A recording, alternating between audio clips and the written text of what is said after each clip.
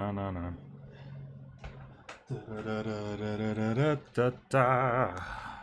1, 2, 3, 4. My baby don't play this game because it's really lame. I'm just kidding, it's cool. Hey, yeah, yeah. Anyways, welcome to Black Screen, the game. I mean, Joy-Con instructions, the game.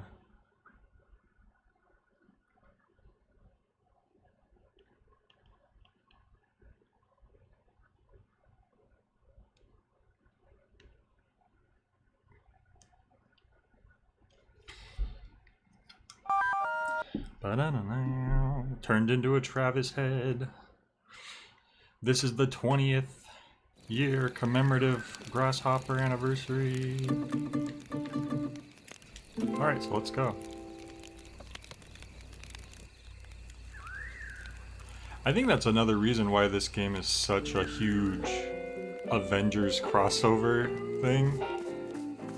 For, in terms of like all the Suda games that get crossed over in this, is because it's the 20th, you know, anniversary of Grasshopper, which is pretty neat. Too bad we can't talk to Bad Man. He's too busy practicing his swing, which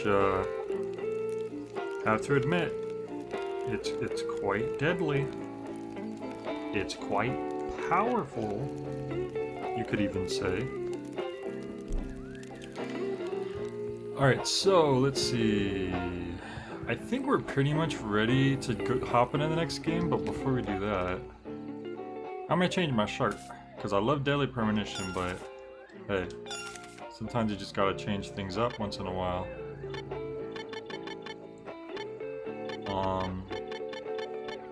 Gotta put on that Fury shirt, baby.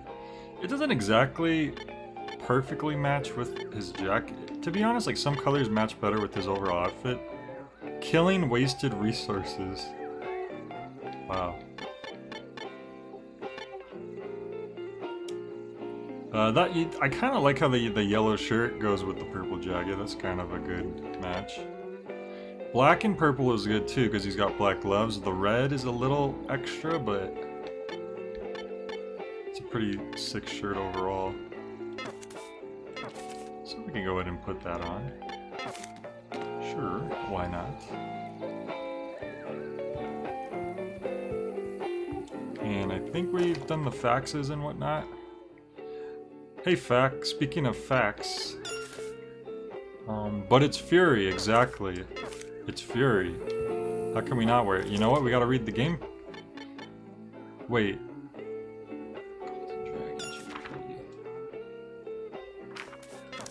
Wait, we got the next ball, right? Am I crazy? Yeah, we got Killer Marathon. Oh, but that's right. That's why there's no... why is there no game preview like usual? That's suspicious. But I could have sworn they gave you a game preview either way. I could be wrong. I could be thinking of something else. Well, I guess let's just hop in there and see what's going on. I love that they're like peacock feathers, like the design of the balls. And they each have like their own color and barcode. Like they legit look like real game cartridges, or whatever you want to call them. I like the extra details on that. I will be back. I will be back. Dude, there's your hint right there. They were telling you right at the start. Travis keeps saying, I'll be back. No More Heroes 3. Huh?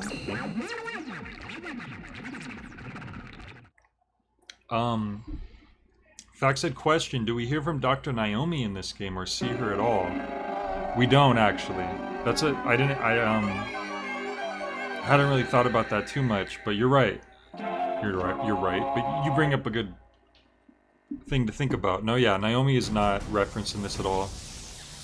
But most of the characters in the other games don't really make an appearance in this. In fact, if you're only playing the base game, like really nobody shows up. Hey, Donga. That's my impression of you. pretty good impression. Anyways, check out this game. It's pretty sick, am I right? I mean, look at how detailed, how much thought was put into this level. So this is actually, this is, I believe this is what the Unreal Engine, like, standard dev tutorial looks like. Dev tutorial. You know what I mean. Like it's all the default stuff for when you're, I guess you're developing in there. Where am I? It's under construction. What are you, blind? Under construction, what the hell does that mean? This is what it looks like when a location is being built in Unreal. There we go, they said it right there. So it's a work in progress, huh? How much of it is done? I have no idea. Go ask that woman, Dr. Juvenile. She's kind of moody. She had problems with the staff while making Killer Marathon. Yeah, that's the name of this game, by the way, Killer Marathon. It's the first game where we didn't even get, like, an intro cutscene. She started flipping over tables and stuff, made them redo the whole thing. Did somebody piss her off? Every game development team is unique to others. I mean, that's probably true for any type of workplace, but none of them are that simple. I thought that making video games was a much more fun job, but it's extremely low-key yet delicate work. Like, surprisingly so. I see. Anyway, I don't care if it's a work in progress or not, I'm passing through. Don't come crying to us if things go badly. We warned you. I'm going on a tour of Dr. Juvenile's mind. Alright, so... Grandpa's words of wisdom. People who say, I'll follow you forever, usually don't. Not even 10%. Damn, that's sad. Grandpa's words of wisdom. You shouldn't go any further. Pandora's box is coming back. It's called the Death Drive. Ramen! Look, we found the ramen guy quick. Usually it takes a little while. Itadakimasu. Itadakimasu.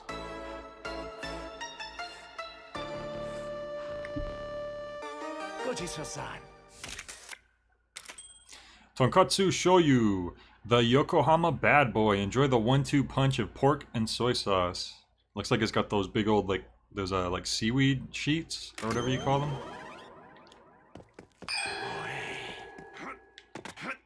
I believe we're able to go to the right here. Maybe... Wait, there we go. This was like a secret thing that, like, I think they literally added this in a bit after the game came out. Let me see if we can get over here. Yep, see? You come this way and then you get a secret fax. I'm actually wondering if we should even read that. Oh, another fax.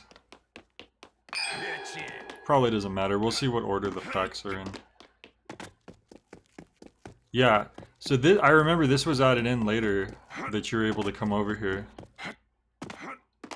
Just for those, to find those facts, I guess. Then we need to get back out, if possible. There we go. Grandpa's words of wisdom. If you can't take out the mothership, you're screwed. The nucleus is also called the core. Destroy the core. Light it up. In fact, right, I do tend to do an A. Sometimes it's just an A, sometimes it's an A, sometimes it's a A. What's this? Death Drive, 1981, how's your name? That's some Galaga-ass music if I ever heard it. This looks familiar, don't it? I ran into a freaking asteroid right away because I forgot what those were. Hey, toss me the money! Okay. So I believe our ship is like the Hazard... Is it the Hazard logo or is it just like a demon head? I forget. I forget what the Hazard logo looks like. So, what were you saying again, Fact? This game didn't have any shmup elements? This ain't Galaga, this is Asteroids. It is more similar to Asteroids, but the music is Galaga. The da da da da da da da da da da da.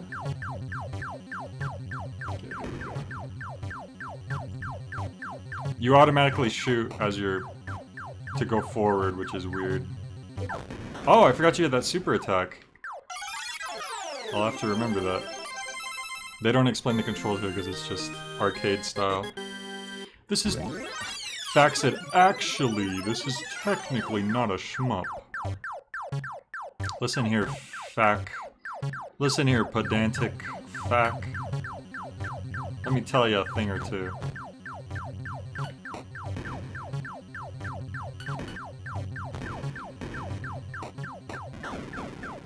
So apparently originally you had to beat this. There was a certain number of rounds and you had to beat this in order to progress the game. And I think people thought it was too hard. So they changed it so that, I think it goes on forever now, but when you lose it just progresses the game. Which is like, I mean... Notice how when you're on your last life the music is slightly more... It's a little more, ominous. I think that's a neat little touch. Oh, look at that! We did a few levels of Bitterness out. Maybe they changed it again. I thought it would... You know what? If you go back, it'll probably go on forever. But I think if you lose, it'll just boot you out and it just lets you progress. But you used to had to beat it, maybe. Something like that, I don't know. I remember reading something like that. Fact said, so I will count that as a win for me.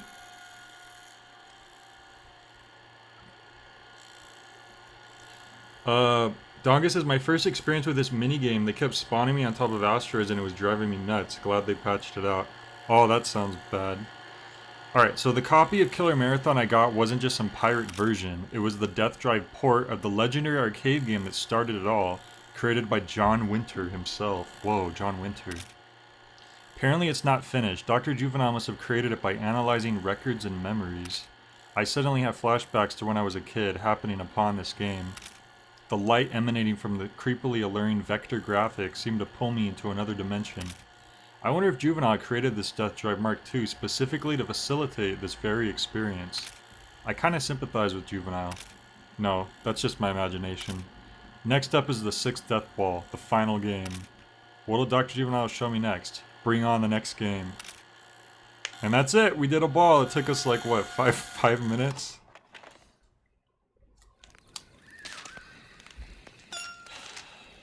Quick stuff. Alright, so we got one new ramen blog.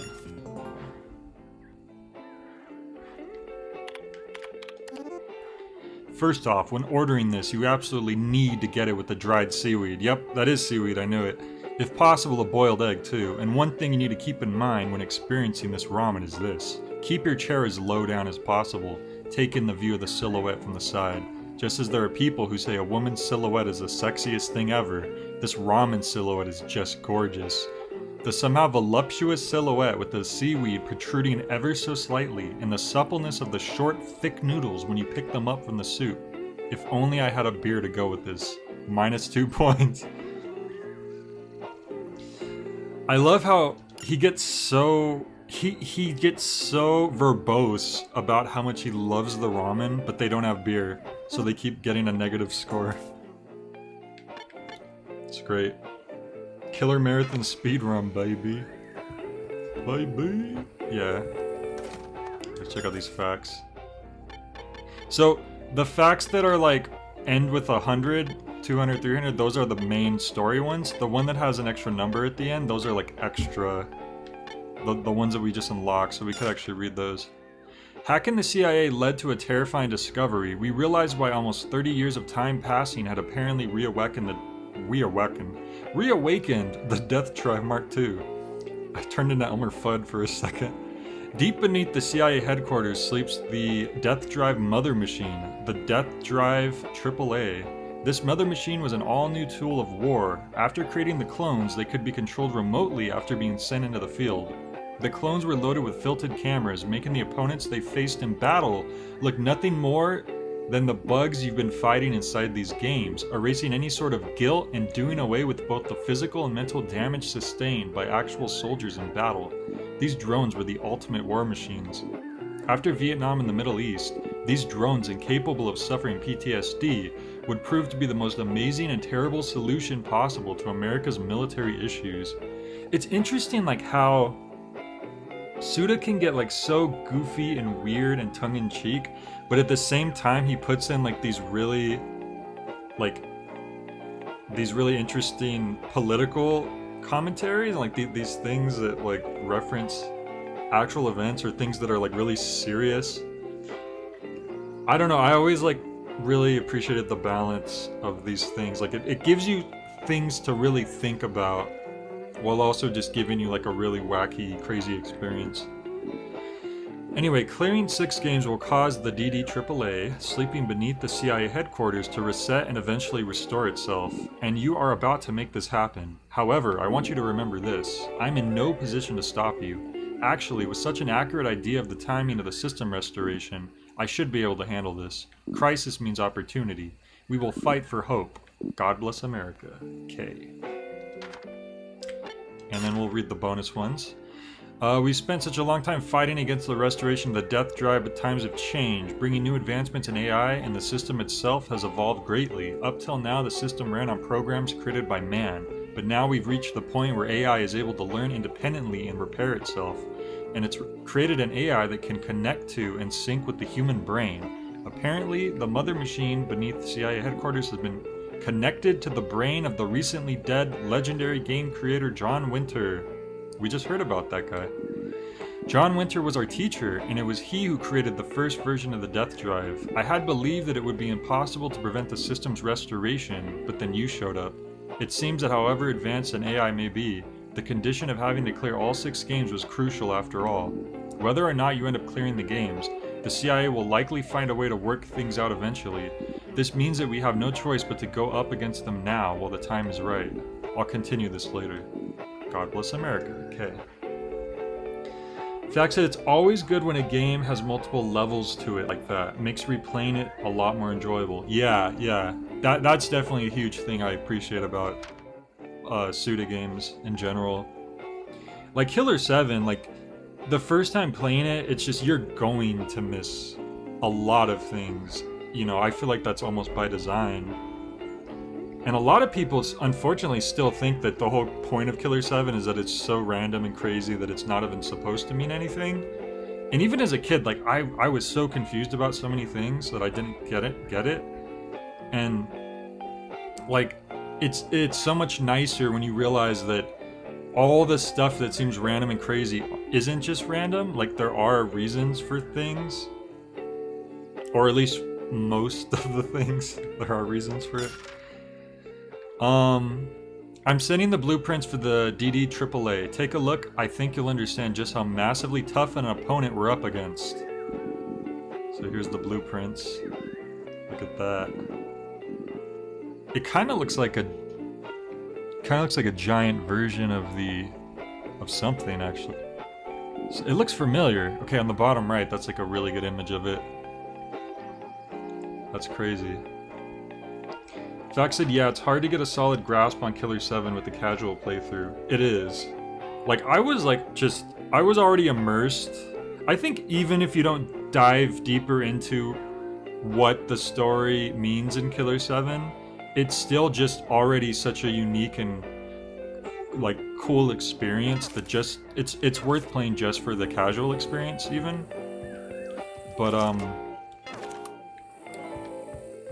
But yeah, when you do like peel off some layers and get to like look more into it, it makes it just even more intriguing.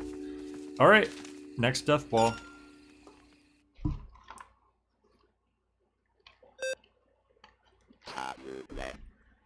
Hazard Tech.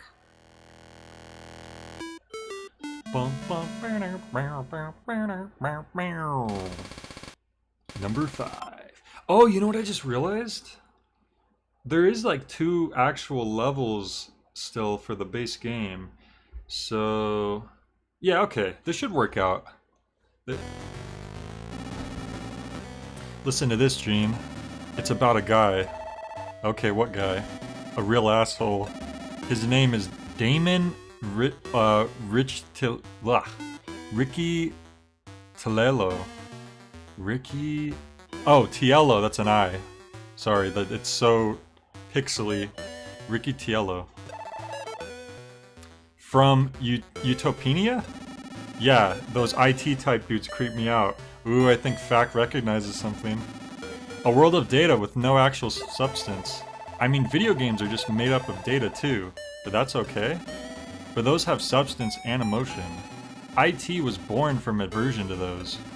A tool of efficiency and consumption to destroy man. You get molested by an IT guy or something? God, Gene. That asshole has the Deathball. This game is rated M for mature, by the way. Anyways, I sense a connection. Utopinia is an urban development consulting firm. They specialize in revitalizing cities. Ooh, that's a typo. I think that's supposed to be they. They've grown huge with their redevelopment projects. They've got their eyes on Santa Destroy at the Utopian Amusement Complex. The building itself has become a paradise. After just half a year of construction, Utopinia was able to open that huge complex. There are rumors that they're using some sort of technology from the future. Future technology. Alright, an IT city. Screw that. The dudes in this town use conditioner and treatment, spray on cologne and shit like that. Travis, you're saying you don't use conditioner for that hair? They take supplements. Soap is good enough for me. I guess not. Travis is just a bar of soap guy. My musk is my cologne. Travis, don't say that. And nuts over supplements. Utopinia HQ. It looks like a university. A full cafeteria. A soccer field. A tennis court. It's like the perfect workplace. As opposed to what, solid cologne? Oh yeah, true. Depends on your values. Now just a PC. No, that's old now. With just a smartphone, you can work from anywhere now.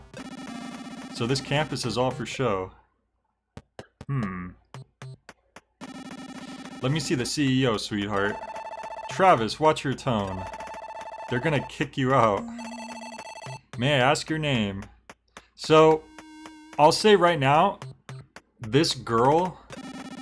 Well, hang on real quick. The hero of Santa Destroy. Damon is away on business at the moment. Please come back again sometime. This chick seems good at her job. Are you his secretary? Yes. Where is he? I'll go see him. Due to matters of confidentiality, I'm afraid I can't say. Whatever. So I believe that this girl was supposed to be Juliet Starling from Lollipop Chainsaw. Her personality is very different, and I don't know if it's because she would have been older, or if they changed the personality because she's a different girl. But I think she was supposed to be Juliet Starling, and they changed... He wasn't... That was the one character that Suda wanted in this game that he couldn't get, so he had to change it, unfortunately. You've got good taste for someone so young. Thank you, and have a nice day.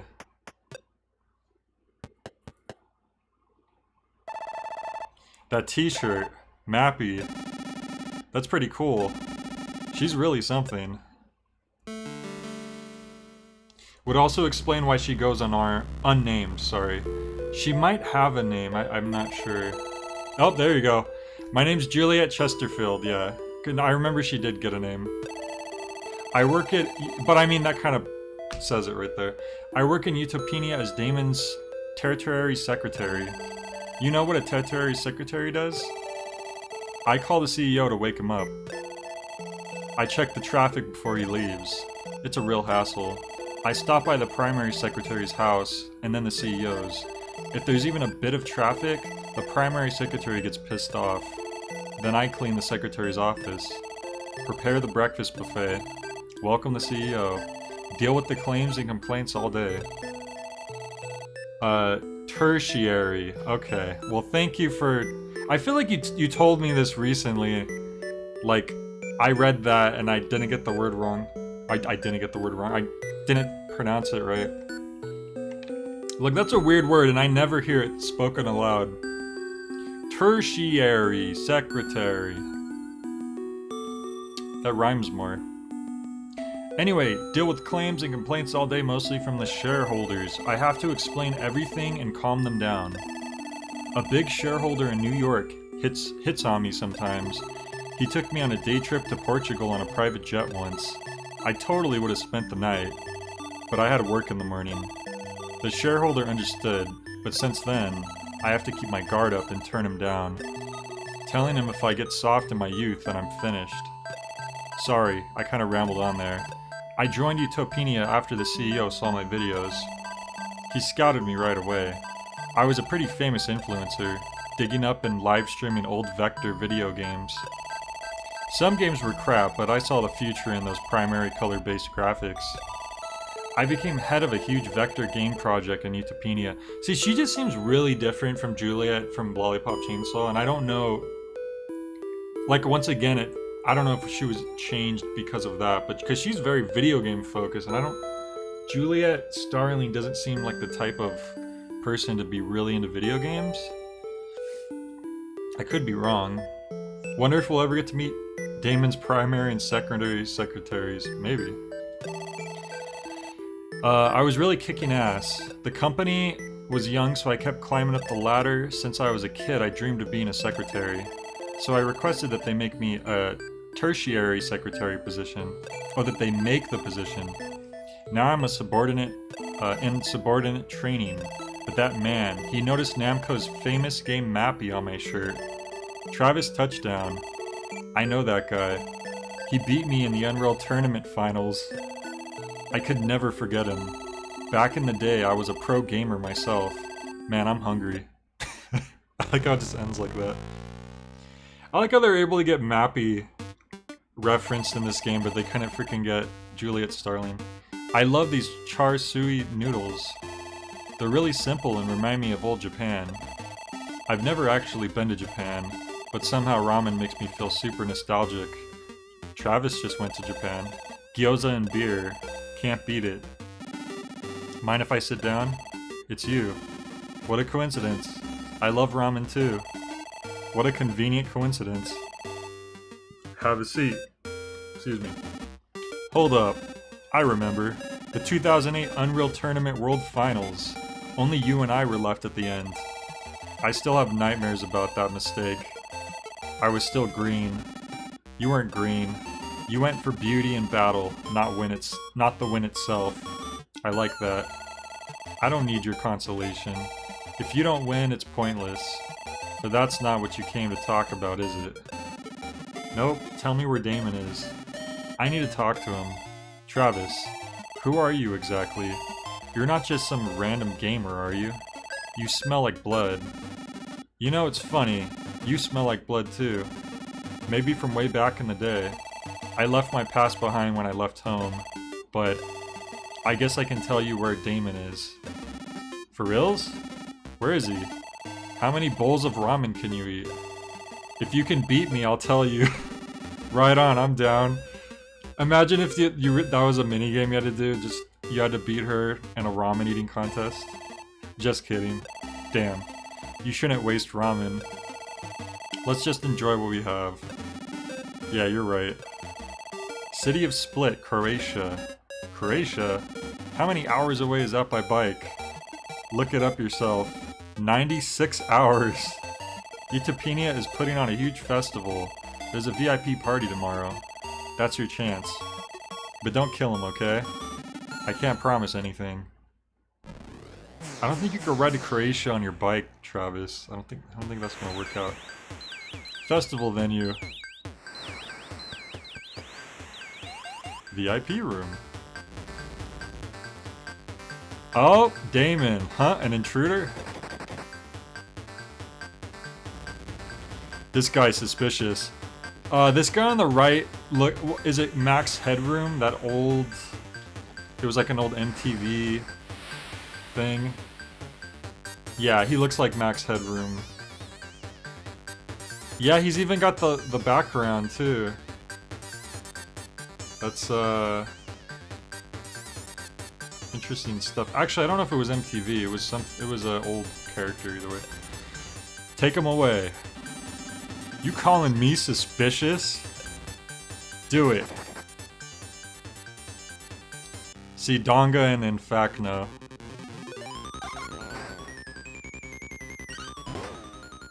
We're fighting Max Headroom. We beat him. Who are you? Are you a model? You look like a cosplayer. Or are you today's DJ? Whatever the f I might look like, I'm the guy looking for your Deathball. Not a very warm welcome, huh? Get the hell out of here. You need to brush up on your manners, son. What's up with the Deathball you stole from Juvenile? I know nothing about that. You don't, do you? You used to work with Juvenile. Mr. Cosplay, yeah. I simply joined the serious Moonlight dev team and worked my ass off every day developing it. But all of Juvenile's ideas just came out of the blue, and the game just wasn't working out. So I got together with the other staff, and we objected her game design. It was all for the sake of what we considered to be the perfect game. Then the project was canned at the last minute, and I was sent to another team. That woman. She became afraid of our amazing ideas. Whatever it took, I wanted to see serious Moonlight finished. So I pressed Juvenile hard. I told her to hand over the Deathball, but she was so condescending since I was an intern. F her. She brought it upon herself. I beat Juvenile to a pulp. Even when her swollen face was twisted in pain, I kept on beating her. Jesus, man. This shows right here, like, Damon is not a good guy. Anyway, she finally stopped moving, so I let her go. I took the sole remaining Deathball and went home. See, she's the one at fault here, right? You aren't even worth killing. Feel the same pain she felt. And Travis just beats the shit out of her. He beat her because he's probably a psycho, Demon Sweat. My fists are gonna take a while to heal. Let's go, Gene. Piece of shit. Well put, Gene. I won't let you get away with this. I will have my revenge, Shiny Eye. Shiny anime revenge eye. Revenge! Hey, Rad, how's it going? Well, this is Travis Strikes Again, unless you're making a joke. I freaking wish I had No More Heroes 3 right now. You better believe I'd be streaming it.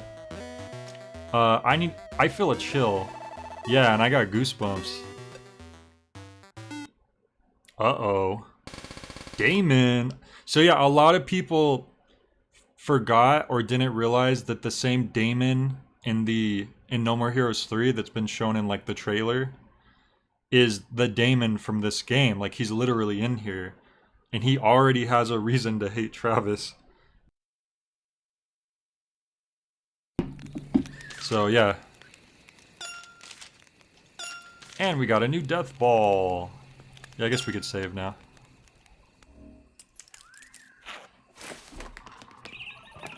Phew.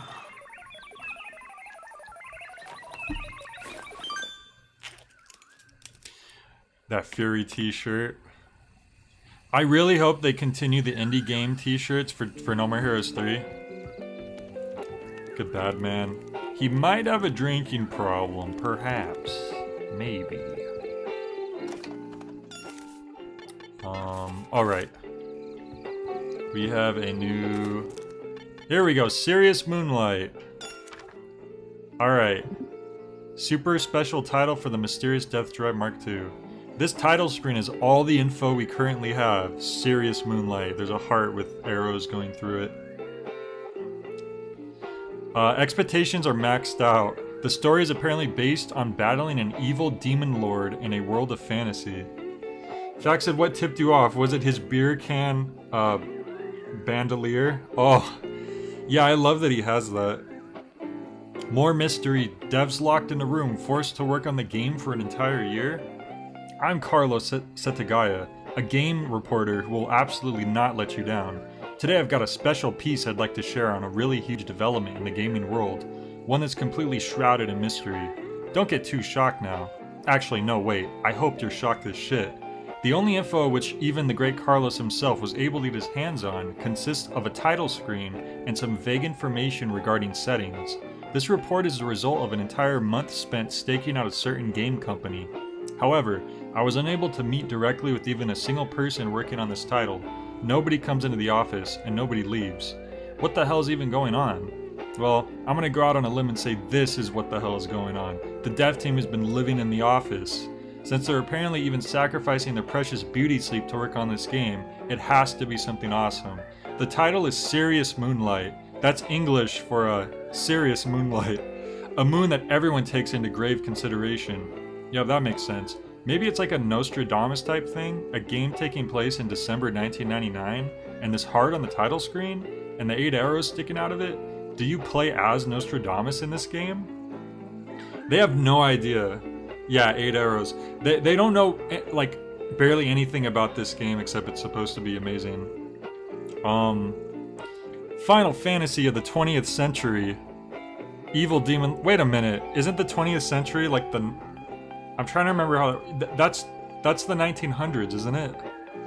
Is that a typo or is that just supposed to be silly? I think Final Fantasy is the Final Fantasy of the 20th century. But anyway, you know good old Carlos isn't going to leave you hanging with nothing but a title screen. Also, that would make a pretty shitty article. So I decided to infiltrate the devs' offices myself. I tried blending in with the people coming in and out of the development room, coming back and forth from the very threshold 120 times. Thanks to my efforts, I was able to catch a glimpse of some key words written on a whiteboard, so I whipped out my smartphone and snapped a photo with the quickness. What I found were the 3 keywords to the right. Now let's try to analyze what we have. First off, we have Final Fantasy of the 20th century. As I expected, is this not totally about Nostradamus? Yes, my skills are amazing if I do say so myself. I do. Next up is Evil Demon Lord, as in King of Terror. According to some interpretations, the King of Terror mentioned by Nostradamus is supposedly not something that's visible, so that must mean that there is going to be some sort of underworld involved. And this King of Terror is supposed to be immortal? How the hell are you supposed to defeat him? The only hints we have are the aforementioned picture of a heart and the moon. So the game takes place at night.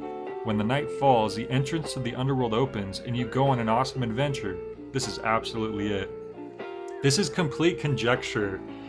He's just completely guessing. Look at this concept. The title, the heart, and the arrow sticking out of it. Do I sense a werewolf game? I'm pretty sure you're gonna have to take down some kind of immortal blood-sucking vampire-type werewolf who transforms in the moonlight. Yeah, that's totally what it's gonna be. Not wrong about the underworld, true, but some other things he's kinda just pulling out of his ass. I like the name Serious Moonlight, by the way. That's an awesome name. I think that's a David Bowie reference, right? Under the moonlight, the serious moonlight. Right? Okay. Well, apparently this is the greatest game of all time that was never released, and we have no idea what it's about. So we better play it. 10 hours of gaming a day. Here we go. When I saw this for the first time, my mind was blown. Like, I hadn't even played the thing that it's going to reference to right now. It's not even a reference. It's beyond that. You'll all see soon if you haven't seen it already. But I had recognized it. Thankfully, like, I knew enough about it.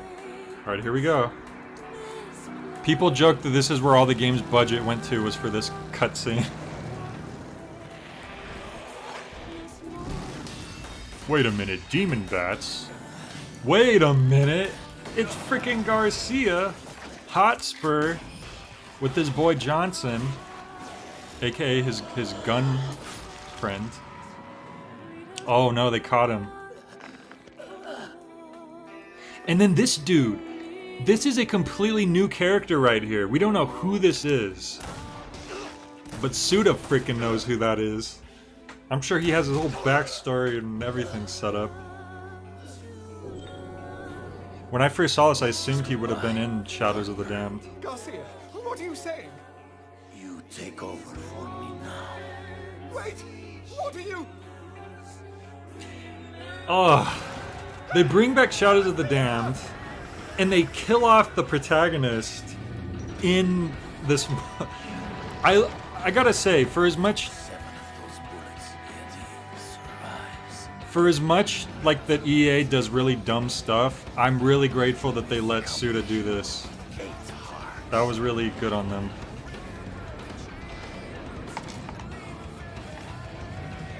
Maybe a Lucifer-like figure, perhaps. Do not let me down. Johnson. Or should I say, Go on. do it? I mean, Oh, I mean, 8 hearts. 8 hearts. And then Serious Moonlight. Boom! Damn Dark Knight. Wait a minute. This isn't Serious Moonlight at all. It's the sequel to Shadows of the Damned.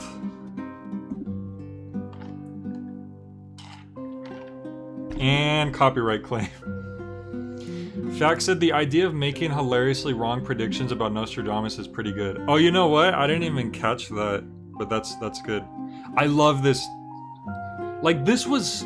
Man, I'm so glad that I didn't get this spoiled for me, and at the same time I knew what it was. It was great. I also love the idea that, I love the idea that they would make Damned the series title. Because there's Shadows of the Damned, and then Damned Dark Knight. Like, I don't know. It's a little thing, but it's good. So yeah, this was amazing. This is why in my review I tried not to talk too much about everything. I didn't want to spoil this for people who might not have known about it already.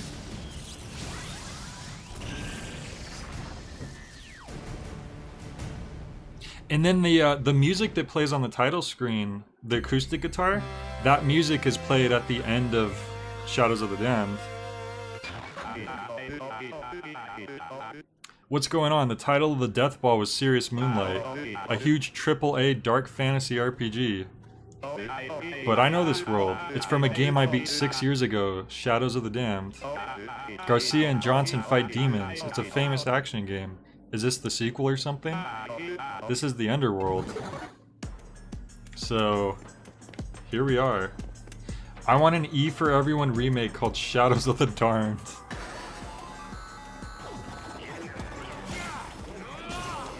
That would be funny.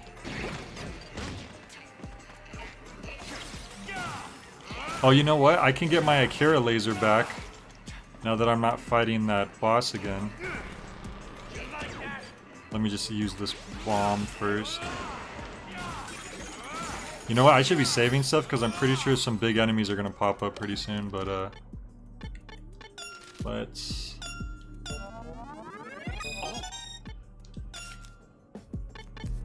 replace this with the freedom. Alright, we got the gas one, but I want that Freedom Strike ship. It's too good. It's too good not to use.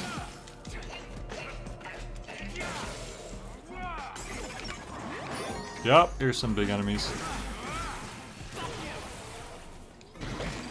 Whoops, I grabbed the one thing that can't be grabbed on the screen at this moment. That was bad.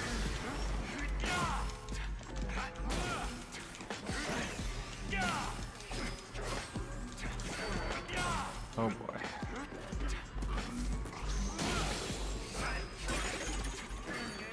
We're getting hurt, but it's okay. It's okay. There we go. You gotta be getting close. Boom. Boom. Yeah. That's why we need that Akira laser. Oh, it's an even bigger enemy. Oh, he jumped. He jumped over my attack. Can't believe he did this. I can't believe you've done this.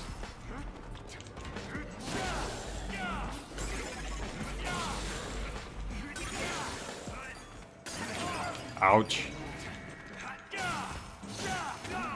I need to be more careful. This guy. Can't mess around with this guy.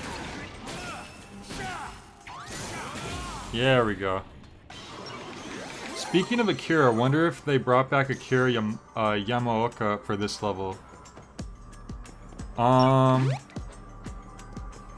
Akira Yamaoka. What did he do in regards to Shadows of the Damned? I forget. Is it the music?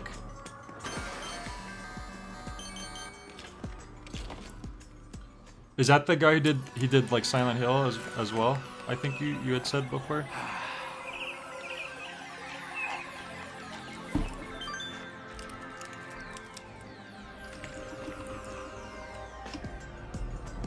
He was the composer, okay. Gotcha. Shadows of the Damned. The game started as Fleming, Lord of Demons, kidnaps Garcia's girlfriend Paula. Anyway, here we are at the last stage, Fleming's tower. Garcia has died and only Johnson remains. Now Johnson has become 8 hearts in order to exact revenge for Garcia. It's so cool that it starts you at the end of the game, and then you work your way back. You've indeed acquired the Deathball for Serious Moonlight, but once you loaded it up, it's a different game. Is this even a thing? Dr. Juvenile cancelled Serious Moonlight. She wanted to create a AAA open-world action RPG. But at the time, there wasn't a single studio that was able to realize a concept of that scale with the available technology. Her idea shot down, Juvenile decided to take a huge gamble. Her favorite game was called Shadows of the Damned. She played it in the World of Dreams. It's a super punk action game on which this world is based. World of Dreams my ass, I beat that game myself.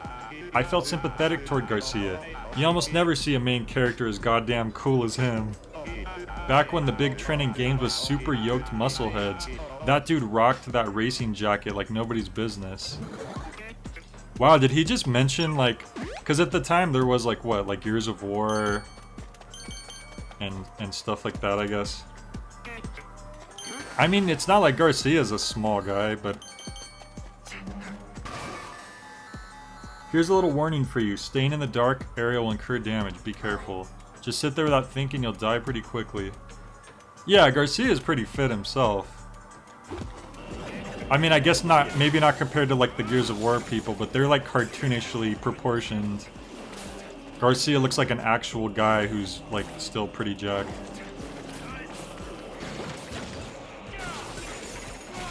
Oh no, it's the darkness imprisoning me. All I can see. I think I kept doing that during the actual game. Yeah, it is even the same sound. Oh, this is the puzzle area where you had to keep rotating the platforms, isn't it? Wow. I knew I was gonna like start to recognize stuff I didn't the first time I played this, but still, it's really cool.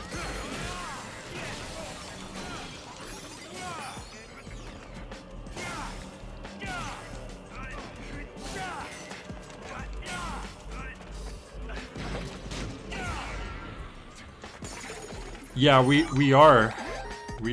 going backwards through the levels, which is cool. More money we don't really need. One thing I really do wish that the money had more uses for it, because there isn't a huge reason to collect it aside from just most games. If you see money, you kind of instinctively want to collect it.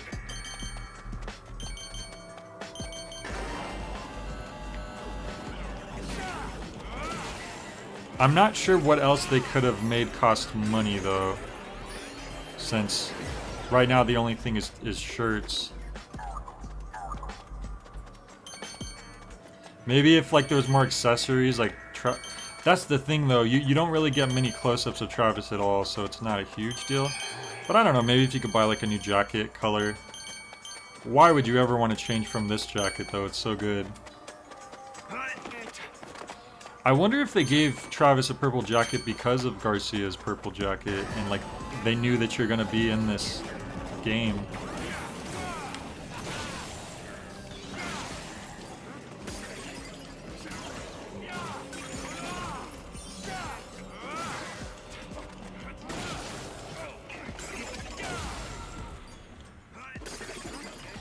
You could buy little XP boost or skill chips you missed in previous levels. You know what? Yeah, that's a good idea. I was thinking about XP, which would definitely help.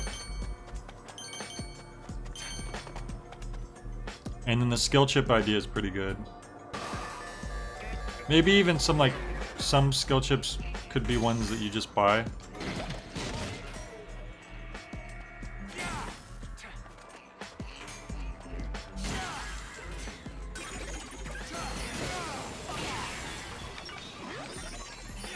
Oh, these are some bigger boys. Goodbye. Boom! Oh no! It's a sword boy.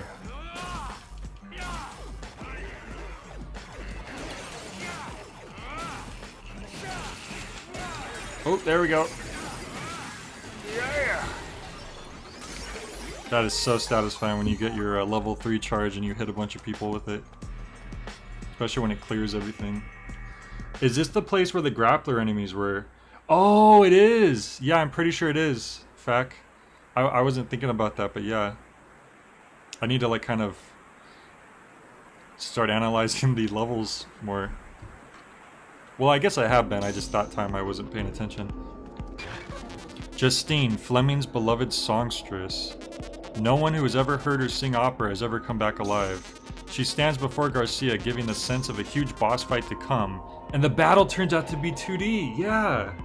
Because you end up fighting the opera singing lady during the last 2D shooter segment. She's actually really girly on the inside, too. Yeah, I forgot about that. That's a freaking... That's a very tough boss fight, too. I'm really lucky that I got it on my first try, because I think Mismo said that it's... That almost made him put down the game, because it was just really, really... Skill chip! I remember there was a skill chip down here, I missed it the first time I played. Oh, but these freaking drill boys. You know what? Wait! Aw, oh, damn it, they got me. You little jerks.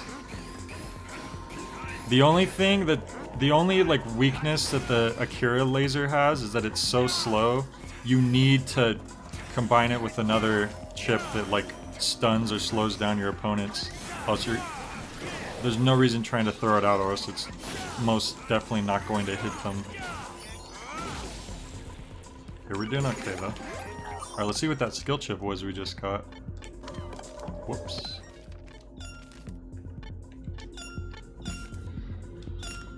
Let's see. Oh, I remember this. You spin like a top. Yeah, sure, why not? We could try this out for a bit. We'll replace... Let's replace the shining chip. I like that one a lot, but... Try this.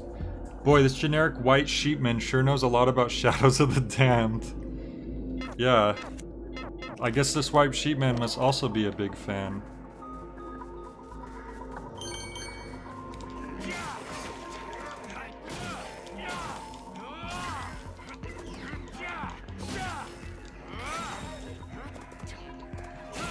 In fact, do you know the relevance of all the sheep? Like why there's so many sheep in this game? Like you could just say yeah if you know it. I can tell you in a bit if you don't, but I thought it was really cool when I realized.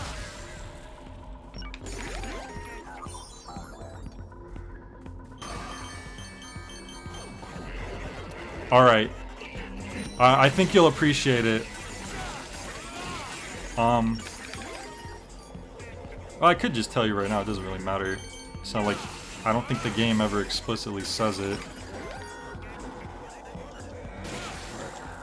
Alright, let's try the little T thing. That's a good one. Oh, that's a great one. I forgot how good that was.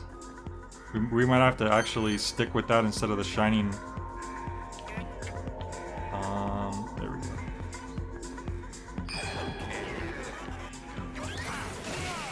Try to sabotage me. Not sabotage, try to flank me with those bomber guys.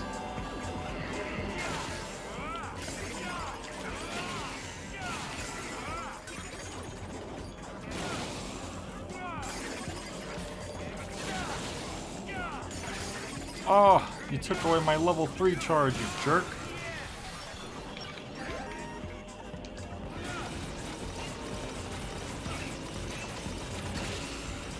Man, that is good, especially if you have a lot of enemies. Like, there was only 2, but the total damage potential. And it takes about as long to charge as a shining chip anyways, I think. Maybe a little bit longer.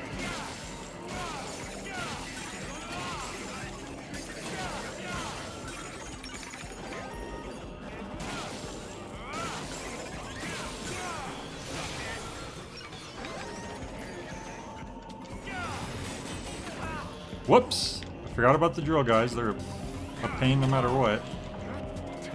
So let's get rid of him ASAP. Yeah. Fax said he loved the top spin. I can see why. I think this is the best level in the game, honestly. I even thought that before I played Shadows of the Dam, so it wasn't even like I had that, like, recognition factor for it. I just think, I don't know, the pacing and like obviously the level design's really cool just in general. Another damned favorite, the Sisters Grimm. You'd never think they were sisters without being told. These Reapers, their names are Maris, Colleen, and Giltine Grimm. Somehow you're supposed to work the fact that they're sisters just by those names, which is kinda Yup, this is the puzzle where we had to slide the library shelves. Correct. And here we go, mid-boss. Sheepman Pink. Who are you? Has 8 Hearts come back? Just a super badass assassin. Badass, huh? You think you're badass enough to beat a sheep? Enough bullshit, let's do this. It's your 5th trial, punk. You know what makes a mid-boss really terrifying? Getting harder and harder. Die! I'll show you what badass means. I'm gonna crush your ass. Oh! Travis ain't messing around.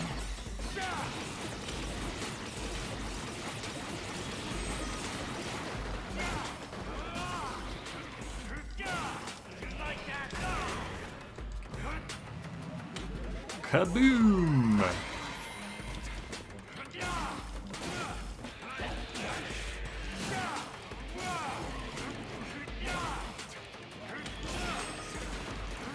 See, all the sheepmen do have like different abilities. It's just you don't, as long as you kind of know what you're doing and you can pile on damage quick, you're not going to really see too much of it.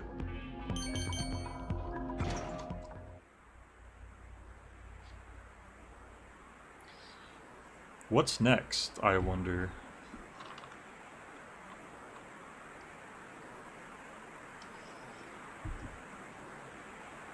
It's a little hard to think because you have to go backwards. Oh, yeah, yeah. Like the Evil Dead foresty area where there's like swamp and then there's like forest with cabins. I remember this.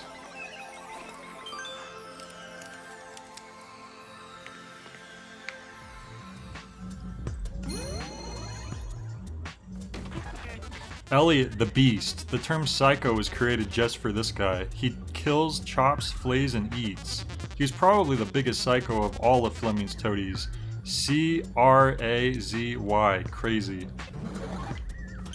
I don't think you had to spell out the what do you call it? Phonetics of the letters, but you do you. Probably wasn't the best time to use that, but we need to waste this anyway so we can get our next level.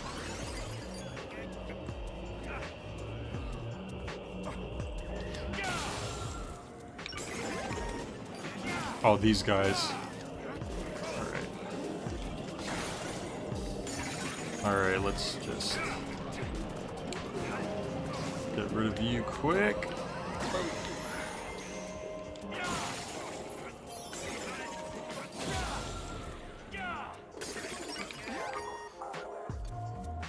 Move forward, says the robot voice. Oh boy, more drillies. Ah, see, I rolled into a tombstone and they got me. Man. Alright, let's hopefully we can take care of them. Too bad you're not invincible while you're doing the spinny attack. That's the only thing. So you don't want to be using it against enemies that can tank things a lot, like guys with shields, for example. But come on. Oh, great. Well, if anything, this explosive guy could help me out. Just gotta back up. There we go.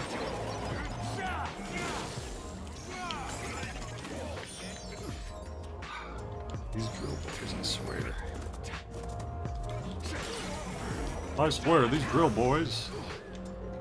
Come on, get up. Blow on, blow, blah, blah, blah, blah, blah, blah.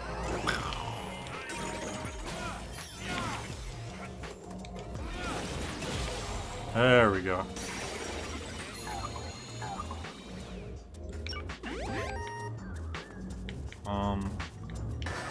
I wasn't sure which side was the... Oh, we went the right way. Cool. Skill chip.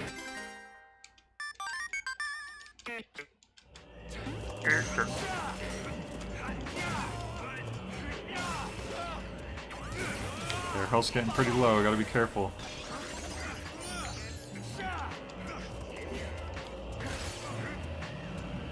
Hopefully he's the only enemy left. Yep. Alright, what did we get? If I need to, I can level up. I'm gonna hang on to that, since that heals. Unicorn chips sucks life from surrounding enemies. Oh yeah, I forgot about that. It's funny that it's called unicorn, but I know they're named after Gundams. Wonder what all skill chips they're bringing back for 3. Yeah, that's a good question, because I don't think they're gonna bring all of them, because that's a lot. They're probably... I imagine the change in camera perspectives makes direct translation a bit tricky. Right. That's why I'm sure some skills will translate better than other ones. So...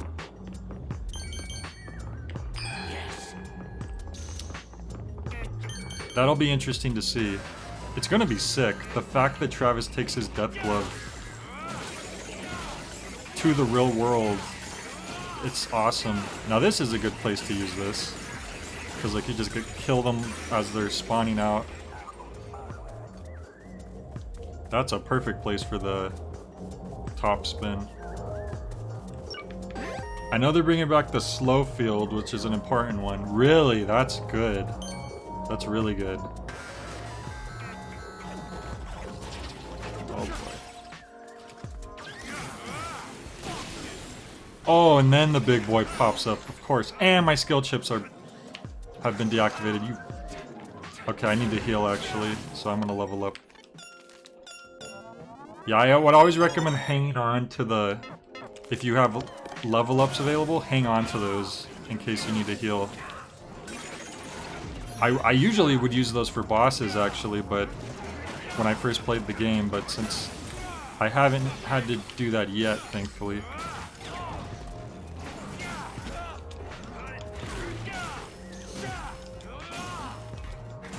Oh! And I had loaded that up already, so unfortunately I wasted it. Oh well. Hey, ramen.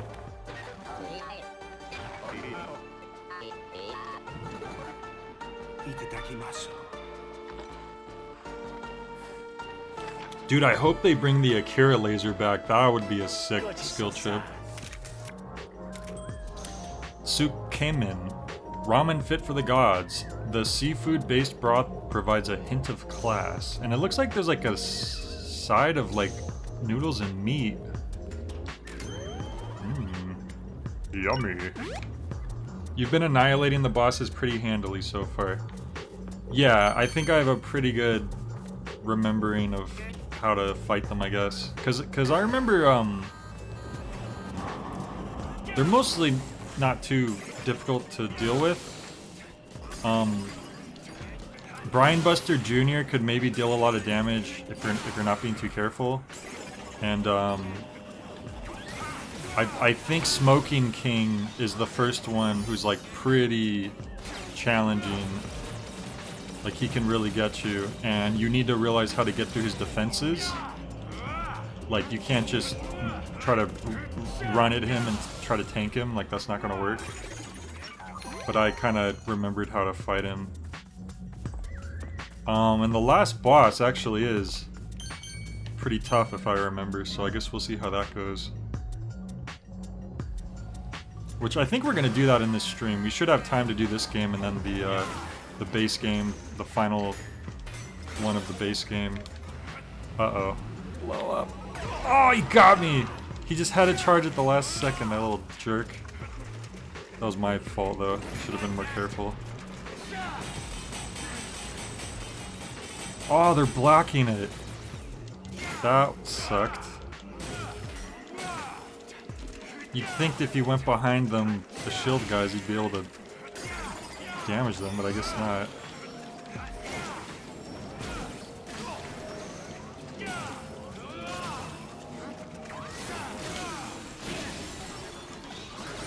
Oh. Oh boy. Okay, we want to save. Wait till our slowdown comes back. You can't use the top spin, you're too big. It's not fair.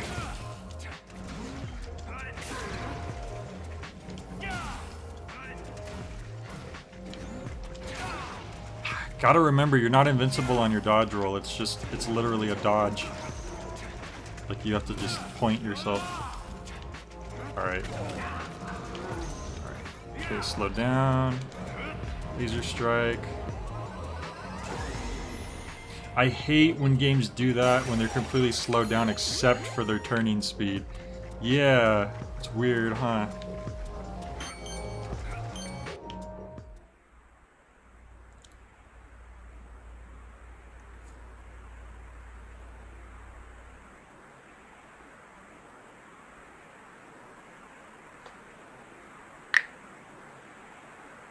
It's like when we were playing Twilight Princess and Mike like threw the ball and chain and he tried to pull the ball and chain behind the dark net to try to hit him, and it's like he just kind of blocked it anyways.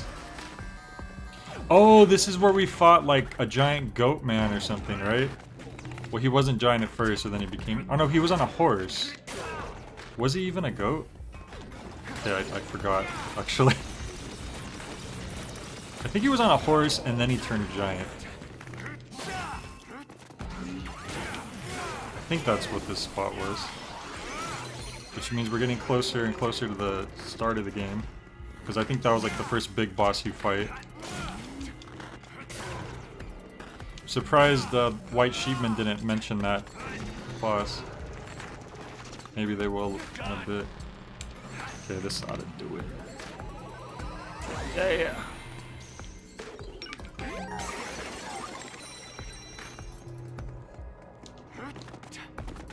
Ooh. Got him.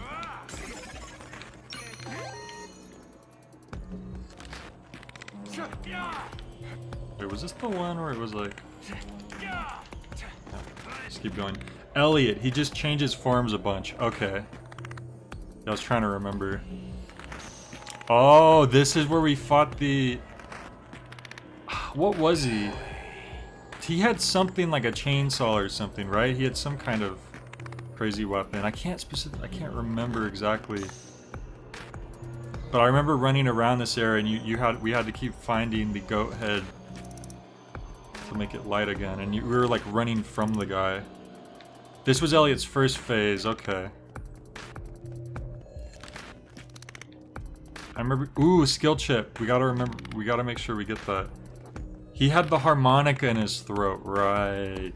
Which was freaking Hilarious, and I think I told the story before when I was little and I had like this little kid harmonica. I would have it in my mouth and pretend I was Darth Vader but with the harmonica, and I'd be like wah, wah, wah, wah. So it's kind of funny that he had a vocal cord harmonica. Clearly me and Suda have the same brain. Blueberry cheese brownie temporarily entered dark rage mode. Movement is restricted but attack power increases. That's an interesting one, and I'm sure it can be used pretty well, but I don't want to mess with that right now. Oh boy, the creepy baby gates. I can't wait. I'm so glad that they're back. You'll need a key to proceed past this market. When the baby's hungry, feed him a mock strawberry. Keys are sometimes sweet. I always wondered what they meant by a mock strawberry. So it's not actually a strawberry? Mock strawberries are delicious. Babies love them.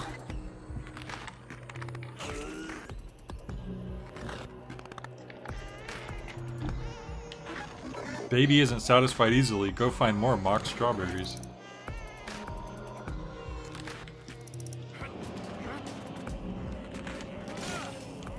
Get out of my way. Damn it. Just take care of you. Oh, damn it. Okay. Thought he was gonna explode.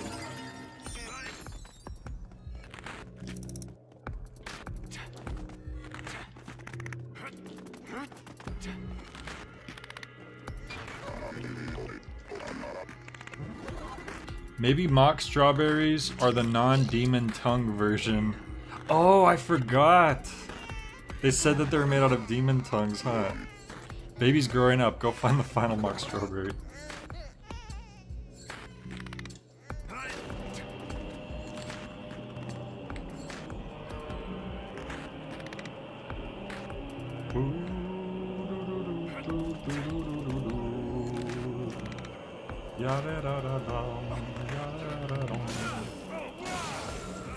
There it is.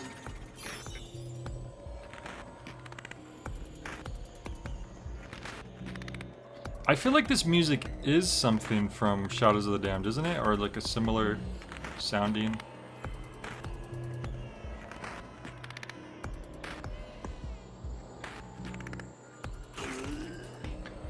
Alright, let us through, baby. There we go, baby's happy. Mock strawberries are so delicious, baby's satisfied. Baby's laughing. Baby's still smiling. You may pass. Continue your journey. Forgot about that. It just explodes. There's another ramen stall. Go ahead, kid.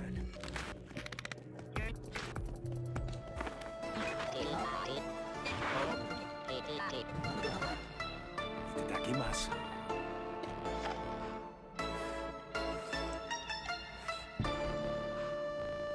Oyaji, gochiso-sama. Jiro-style ramen, the heavyweight champ, king of pork-based ramen. Damn, that's a lot of bean sprouts on top.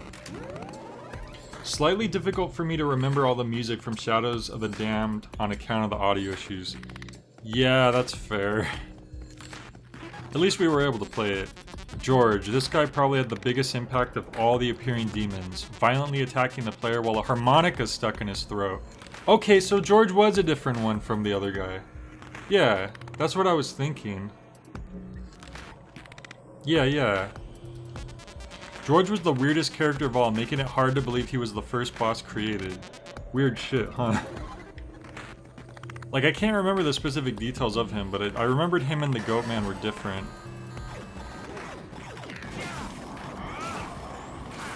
Gosh, Fack, you're supposed to know everything. That's why you were named Fack. Your destiny was to have all the answers. Okay, I could have been jumping over the bullets. I've been a fool. No, you're right. I'm pretty sure the Goat Man was the one that changed forms a lot. I got hit a bunch of times there. You're probably wondering why that top left corner area is just sealed off for no apparent reason. And there's nothing there. I know exactly why. It sounded like Travis said boomer. Ow. Stop. Stop. Stop it. It hurts. Take that. George changes from a goat man on the horse. Oh yeah, he eats his own heart. Right. Right. Okay, so the reason why this is just an empty spot, this is where Jean is when you have to find her in this level. I remember that. Paula, sweetest of the underworld, loved by the Lord of Demons and made a princess, this lovely lady is chock full of tragedy. After being saved by her boyfriend Garcia, she's forced to relive her trauma in an endless loop. Seriously, what a tragic character.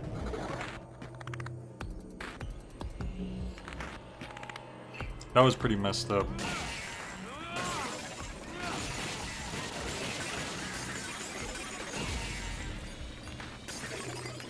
That move is so good for just plowing through weaker enemies.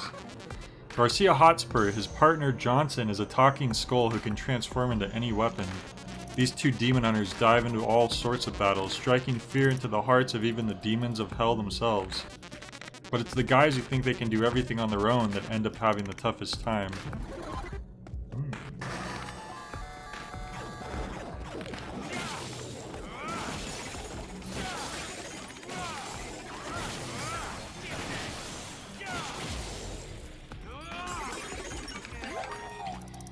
The phrasing relive probably as close as we get to a hard confirmation that she's the same underworld princess Johnson tells you about. I mean, he literally said that she was made a princess, so I think that's also would confirm that. I'm really dumb for not catching that. I don't know if not having sound is a good a good excuse or not.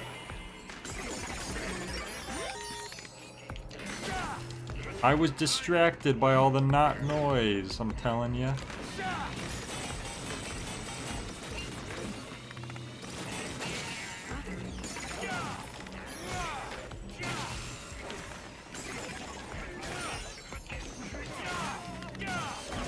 Ow.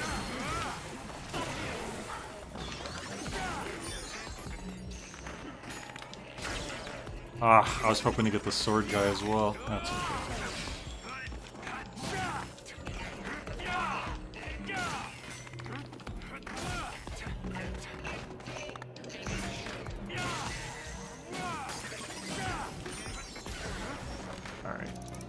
This ought to work. Kaboom! Ooh, here we go. I think we're at the end here.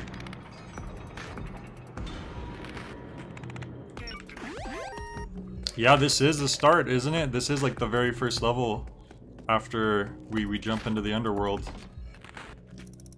I remember because this is like when I was learning the game and stuff.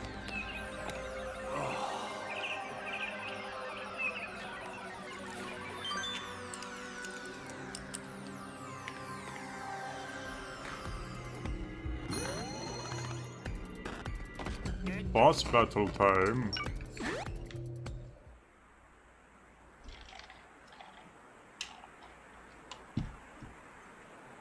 A00, where's Johnson? Oh, you'll see in a second. You will see in a second.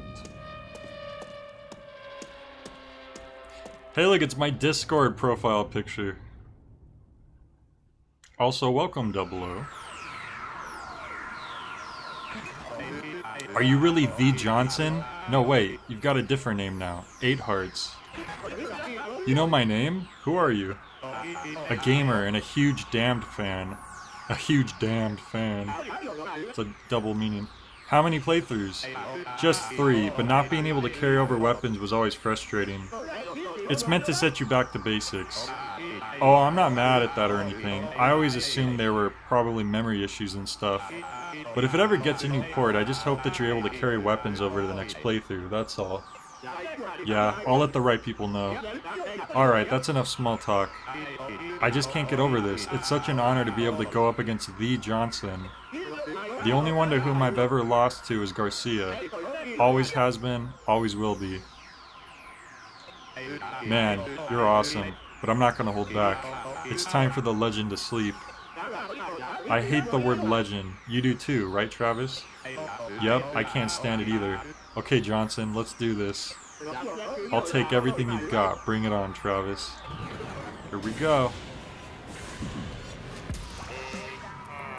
And then Johnson has his own freaking rap theme song, which is sick. Welcome to hell. Welcome to hell.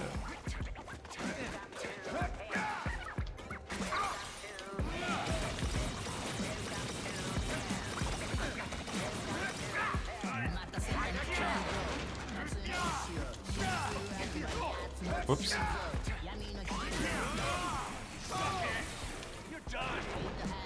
Oh no.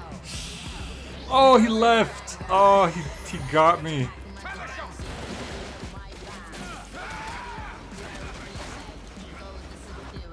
By the way, they kind of hid the, like, it got out that Johnson's voice actor was going to be in this game, but the way they hid it is that Johnson's voice actor also voices Brian Buster Jr.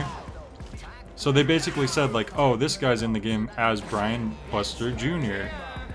And then Brian Buster Jr. I think has like one line where he yells, and that's it, when he's falling into the quicksand. So they were pretty sneaky about having Johnson in the game. Oh, he freaking deflected my... Also, he does like a spinning bird kick like Chun-Li. He can't do that. It's stealing. Come on, blast him. Blast him! There we go.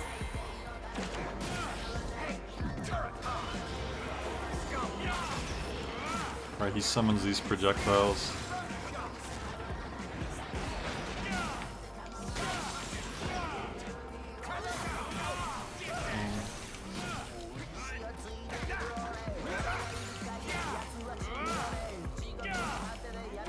There we go. Oh, it's Garcia. Switch to the next phase, Johnson. I hear Garcia's voice. I heard it too, that cool-ass voice. He's watching over our battle. Garcia, give me power. The power to take down this badass assassin. Okay, I'm ready this time. If you don't move immediately, those hit you. And they always would freaking hit me. But I remembered this time. Oh god. I'm very low health. Can we level up? Oh, we can't. Okay. Alright, we just gotta be careful then. If I can help it. I'm...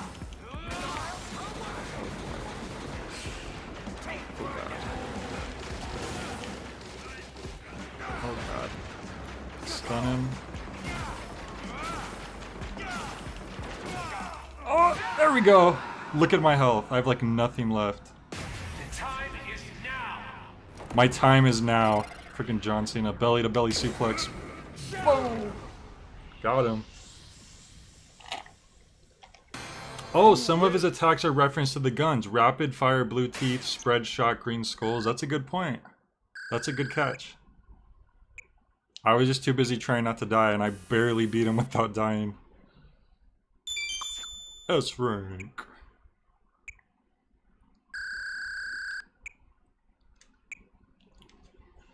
Woo. I had like the tiniest sliver of health left. I'm sorry, Garcia, for being such a weak partner. You're the greatest partner ever. Hey Garcia, let's continue our journey together. I can't do it alone. What's up, Johnson? That's not like you. I miss you, Garcia. Let's fire up that big boner again. I'm glad we have the context for this. That's impossible, Johnson. I've been sent to the 4th dimension. I'm in the deepest depths of prison. Where are you? I'll go save you. No, you'll be killed too. This place is the true hell. Don't give up, Garcia. Hey, assassin. Take good care of my partner. F off, Mr. Legendary Demon Hunter. I don't need no goddamn partner. You have just one thing to do, destroying that fourth dimension. He's right, Garcia. Someday we'll go on a journey of battle together once again. That sounds good. Well, that's enough reading for me. Guess I'll get a bit of exercise. You gonna be okay without my gun? I'm fine with my bare hands. Don't get killed this time.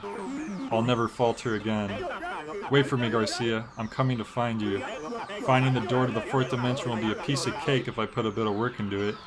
Hurry, Johnson. We're gonna go hunt down Fleming's son like a dog. Okay. So the guy in the opening that kills Garcia must be Fleming's son. Because there is no reference to Fleming's son in the original game, and that's the new character we've seen. Fact said, fair. I think Johnson gave me the most trouble on my playthrough. He's definitely deadly. Why does Garcia look like he's posing for a boy band album cover? Maybe he is. Maybe that's his form of torture. Is he's in an internal photo shoot. Travis touchdown, the second man to ever beat me. You too are a man among men. I look better in a racing jacket though. Tell the demon hunter to wear a goddamn t-shirt underneath. Hey, didn't we were talking about that before when we were playing? He likes showing off. He's proud of his toned bod. Hey, enough with the bullshit. Later, assassin. See you again sometime. Yeah, that'd be fun. Goodbye, Travis. If you're ever in a pinch, I'll help you out. Don't worry. Never needed it. Never will. That's a lie, Travis. You really needed it at the end of the first No More Heroes. The circle has appeared now to the fourth dimension. So notice that they actually show 8 hearts get taken away.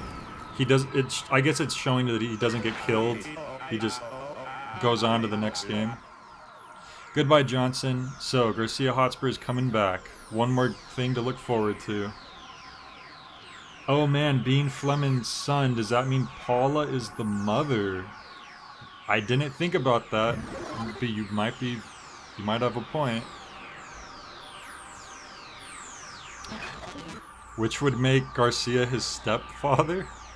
Nice work. I was kind of worried about what I'd do if you actually killed 8 hearts. Nice one, Travis. Thanks to you, he's now off to free Garcia, and we may just be seeing a sequel on the horizon. By the way, Paula has been really into SUP yoga recently, and has been seriously considering moving to Hawaii, apparently. The world is actually pretty peaceful. SUP yoga. They should have said DDP yoga. There would have been another wrestling reference.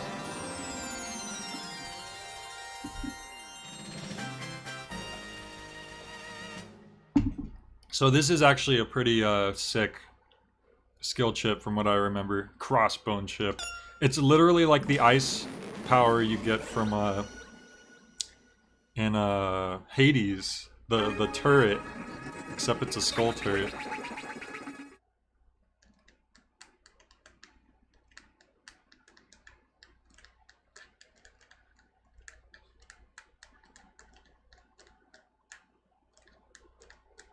Stand up paddleboard yoga. Okay.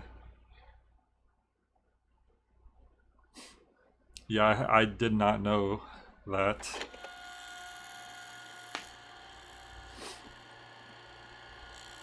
What the hell's going on? I booted up Serious Moonlight, but the sequel to Damned popped up. What the hell? Johnson was 8 hearts, and Garcia popped up at the end too. I don't even know where to start explaining all this, but I ran backwards through that crazy-ass Demon World city. At the very least, there weren't any messed up monsters and weirdos I could never be friends with. I'd finally collected the 6 Deathballs. As for what would happen next, I had no idea what to expect. I didn't really give a shit whether Badman's broke-ass daughter came back to life or not. But one thing was for sure, these Deathballs were basically Dr. Juvenile's very soul itself. To be honest, I'll admit that I did feel like something was about to go down. And then, something did actually happen. So yeah, there's obviously some connections between, some parallels between Dr. Juvenile's production of Serious Moonlight and Suda's production of Shadows of the Damned. We just summoned this. Who summoned me? It was you. You look like a fool, but whatever. I shall grant you one wish. Now then, what will it be? Huh, you're a greedy one. Alright, your wish shall be granted. Huh? There's a fake ball mixed in, but I can't be bothered with the details right now. Tiger's eye. There's a fake ball mixed in, but okay, let me just go for it anyways. We summoned tigers, Shenron. Kill, kill, kill. I think something may have gone wrong, I don't know.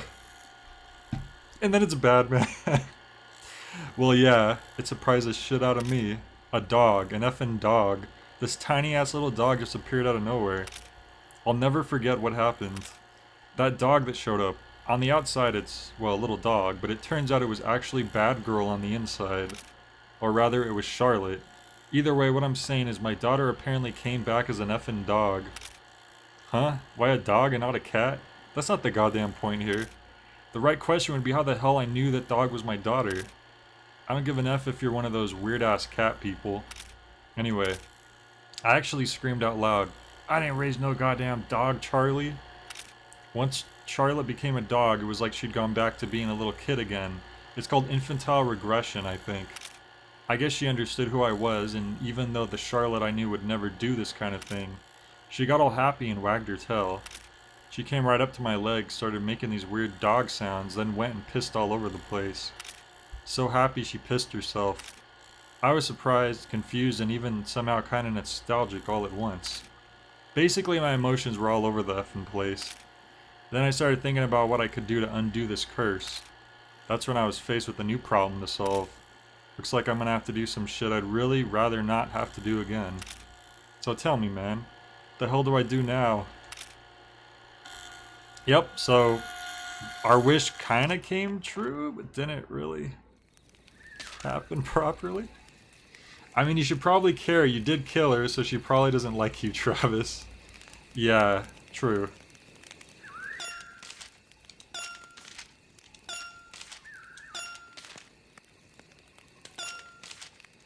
So you make a good point.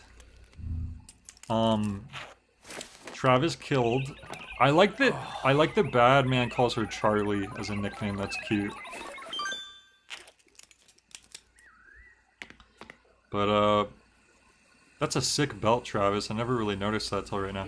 So look what happened. Bad dog, by the way. It's a perfect. Come on, bad dog. Of course. So if you try to talk to her.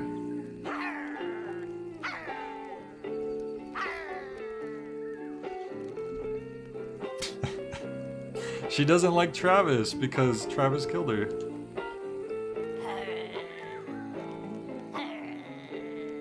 Hey, how's it going? Travis is so condescending. Hey, how's it going?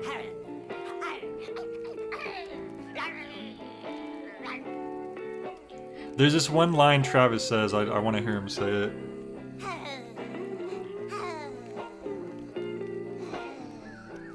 Come on, say it.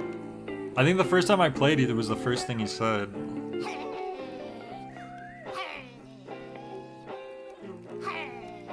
He's not saying it. Come on.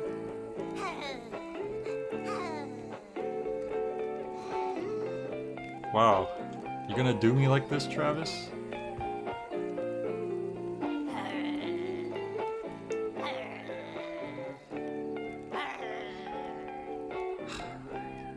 Freaking dog in a tutu.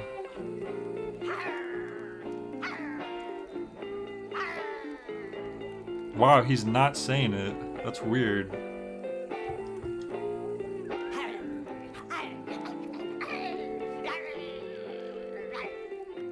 Ah! Okay, I'm gonna try one more time. If he doesn't say it, then we'll forget it. Damn! That's hella funny. There it is. There it is. It's hella funny. He's just laughing at the whole situation. Bad Man's in a depression. He doesn't know what to do. Alright, so. New facts from Kay. Let's check that out. She's an anime dog. Is she? So you finally cleared all the games. The Death Drive AAA sleeping beneath the CIA headquarters will soon be reset. However, we made it just under the wire. While I'd like to go visit you directly and discuss future strategy, the fact that you're reading this now means that I'm already dead.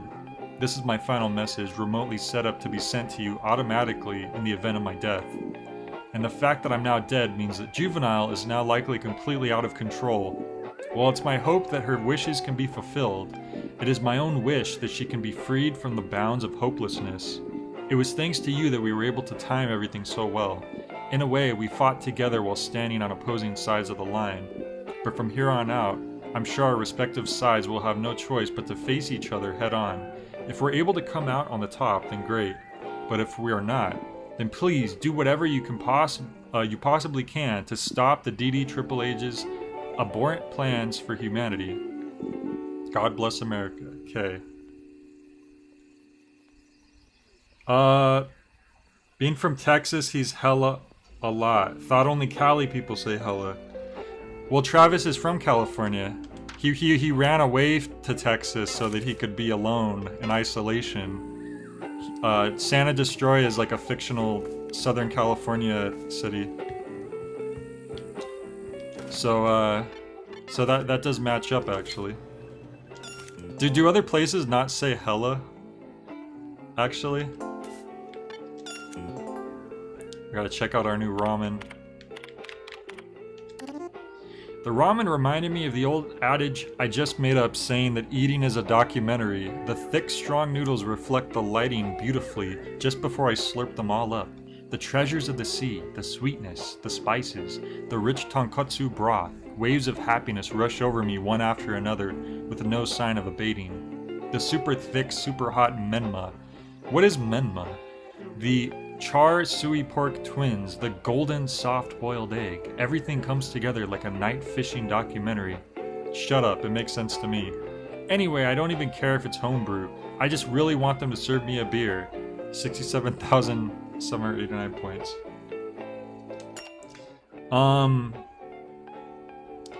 Yeah, so we got he actually gave a not negative score for once. I say hella says feck. Double says it's a NorCal thing. I mean, I've heard people say hella here in SoCal. Bamboo shoots. Oh, okay. Bamboo shoots are good. Thank you for your ramen knowledge, Donga. And then what else we got here? The Jiro style. Garlic, vegetables, oil. This bowl of ramen is a real hike up that golden triangle mountain. First, clear your mind, focus, and take a sip of the soup. Your very cells delight. It's a sensation of the umami escaping through your tongue and nose up to your brain, and the garlic and curd stimulation. Even your damn neurons are dancing. And these noodles, though, the resilience of the noodles, the scent of the wheat, the feeling of your teeth sinking into them, that elasticity, everything is just strong. The big four of the ramen world are all here at the party. Then the vegetables. The vegetables bring the rhythm to the conversation with the ramen. All in all, it totals up to 1,600 kilocalories. But since this place also has no beer, negative 20,000 points. Okay. I want to eat all of those ramens at one point. They just look too good. Alright, so we did technically the last Deathball, but there's another story. What could this mean? Hazard attack. There must be something else going on. Number 6. Quark gluon plasma.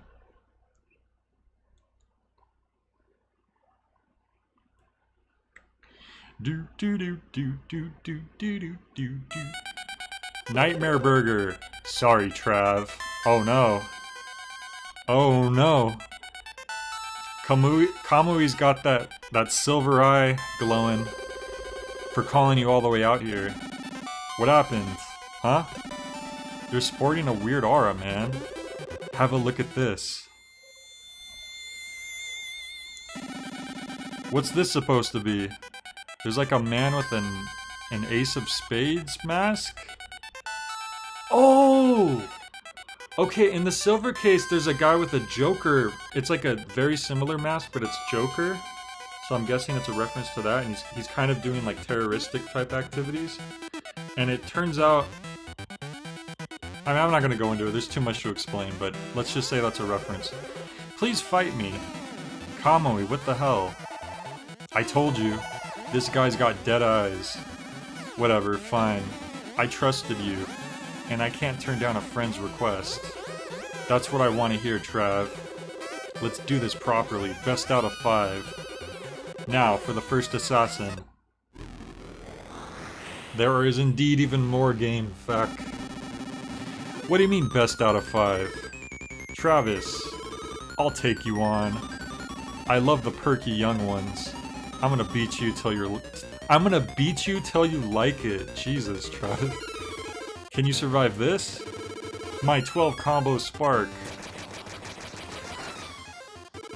No way! Now it's my turn. Travis just shrugs it off. So, I think I read that these 5 assassins that we're about to fight these are all actual character ideas that, of course, that Suda had, and he never really found a way to implement them. So he was like, screw it, and he threw them in here. So these were all character ideas that that Suda had. Here we go. Yeah, we're doing a speedrun ranking fight. Okay, 12 Swords of Peach Zucado. Travis, why are all of your moves named after food? He's too strong. Not bad. What's your name? Graham. Graham, live straight, buddy. Look at me. I am darkness. Live in the light, Graham. Thank you. So I think he just beat up Graham. I don't think he kills him. Seems like that. I'm next. This guy doesn't look serious. Do I not? I'm taking this pretty seriously.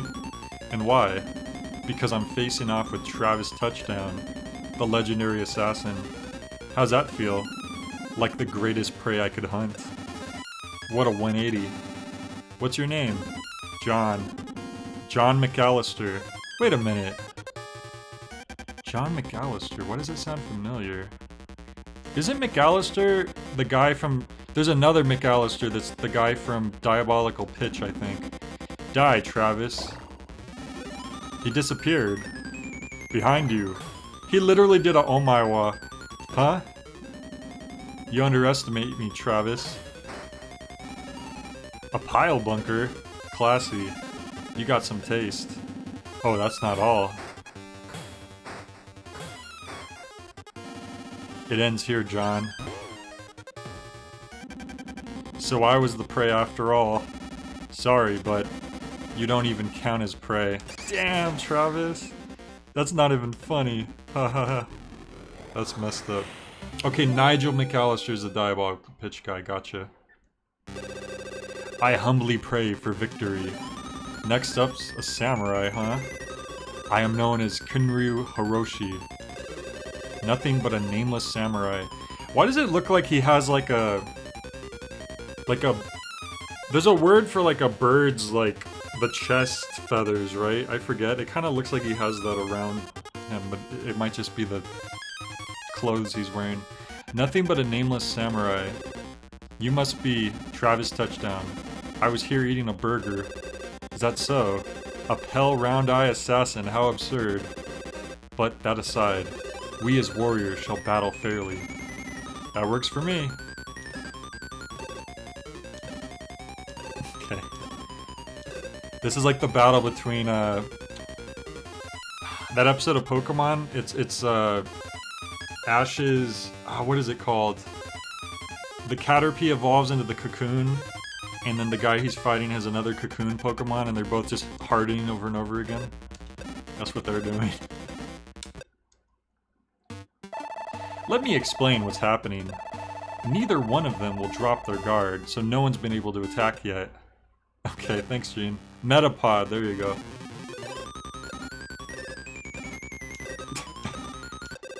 Hi! Your blade shows no hesitation. Impressive. You're tough. Yeah! I failed. Kinryu Hiroshi. I could never beat you again. Thank you for that. Damn, they make it like this emotional thing, but it's so, We only get to see so much detail because of the text. So this is what it feels like to win a match but lose the battle. See, here's another situation where like Travis felt like a bonding or like a respect for his opponent, and he didn't necessarily feel joy in killing them, which shows depth to his character, even though we only kind of saw a surface level of what was happening.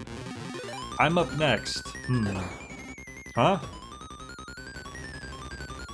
You hesitated, Travis. It's Ganondorf.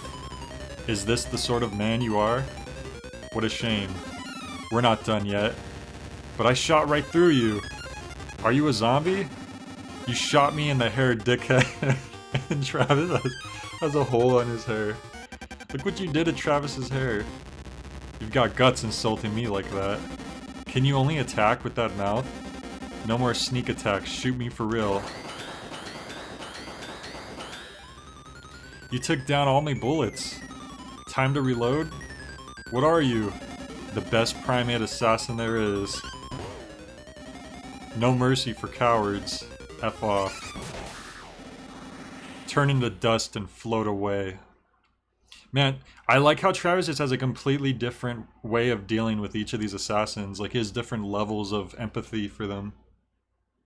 Why is it still going, though? He got 3 wins. That's best of 5. Oh, you're right. I guess the wording was weird. Feel the contradiction of the world. That will be your atonement. So he's dead. He definitely killed that guy. Okay. Uehara, nothing but aces, Trav. Are you my last opponent? Begin anytime. I'll put the final Deathball here. If you beat me, it's yours. Damn, Travis versus Kamui. Yeah, he already paid for all 5. Okay. Don't mind if I do.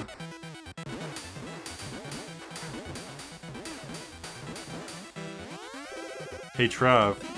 What? Don't talk to me while we're fighting. This is the final climax. Battle conversation is sort of a prerequisite. Prerequisite, requisite. You're pretty tough. A bit, yes. I'm called the Angel of Absolute Zero. You may want to rethink that nickname, man. You're tough yourself, Trav. I think Absolute Zero was the name of one of the last chapters in Silvercase, actually. You're tough yourself, Trav. Too tough. It's overwhelming. Okay, now I turn it up to 11. Alright. Give me all you've got. Never mind. Why? Why did you stop? You're my friend, Kamui. I can't kill my effing friend. Friend? I'm... your friend? No shit. You've been my friend since we first met. Shit, Trav. I'm gonna cry. Men don't cry. I'm gonna cry. Fine, whatever. Cry your eyes out, buddy. Wah. So that's it. You're just a child at heart. Wah. Let me eat up all your trauma, Kamui. So from now, you rest easy and live in the light. Wah. Poor Kamui.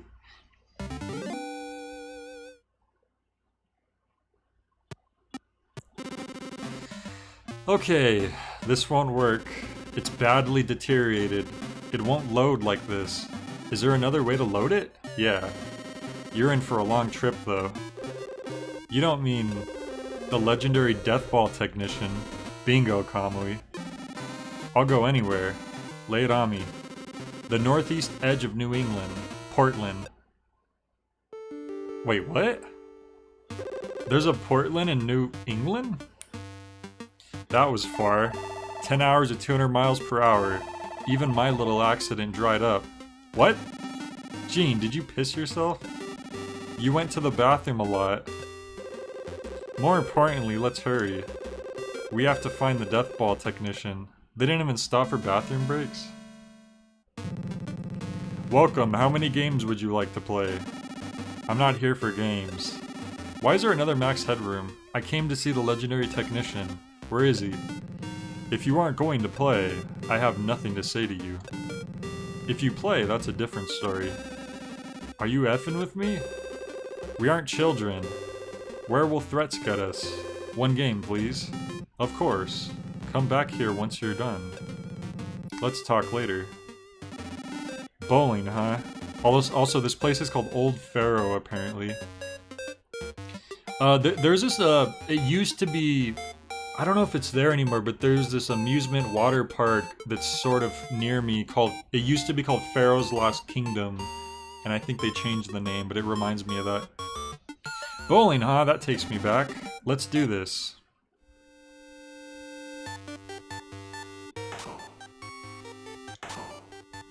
We're bowling, because why not? 250 points. You're really something. A 300 is a perfect game, right, in bowling? The technician is downstairs. Well, actually, he lives downstairs. I'll take you there. I heard from Jack. You want your ball cleaned? I heard you're the legendary Deathball technician. So I came all the way from Texas. Deathball. So that's why you're here. I only fix balls for ex-pros with exclusive contracts. I only make balls for real bowlers. But Deathballs are a different story. That girl's passion surpassed even mine. You mean Juvenile? Yeah, that was her name. To think that I'd be making balls for video games. Bowling's arch nemesis. Oh! Video games are bowling's arch nemesis, of course. Interesting. So that she came to this expert bowling ball technician to design the cartridges, I guess, for the death drive. That's funny. The time's sure honestly cruel. Can you fix it? Don't make me laugh. I made those damn balls. Let me see. Center of gravity's off. Give me a bit of time. I'll pick up the tab. Go have a drink upstairs. It'll be ready by the time you're drunk. Okay, I'll have a free gimlet or two. I'll have a Trinity. Oh, a Trinity! That was Tokyo's favorite drink in the silver case.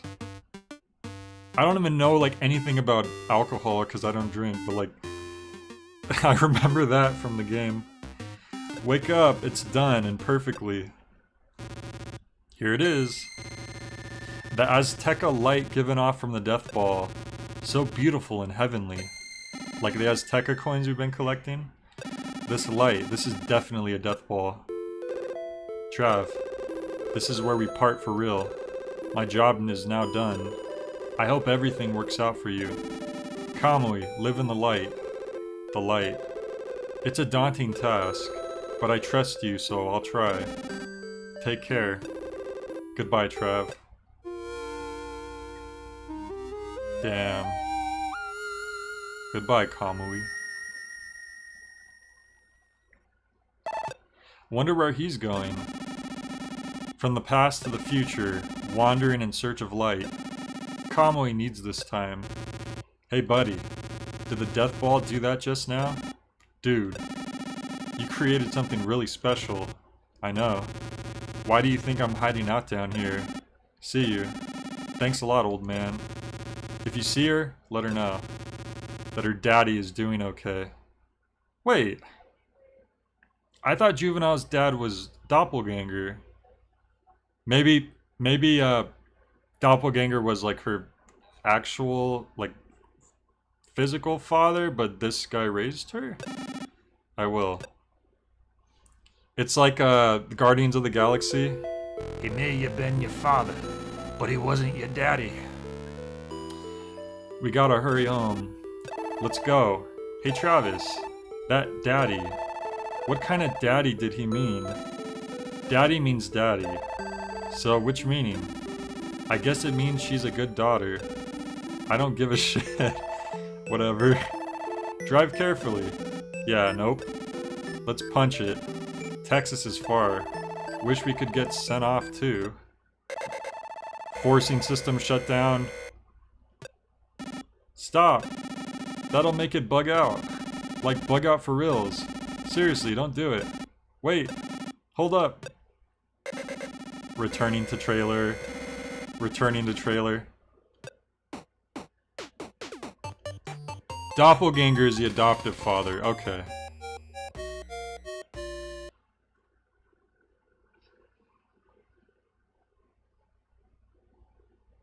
I don't know why I didn't remember that. Oh, he probably did say... Oh, he did say that, didn't he? I just forgot. My bad. There's so much information to have to keep in your head. Okay, Deathball acquired. Wait a minute, I thought we did all the Deathballs already. What could this new game be? Ooh.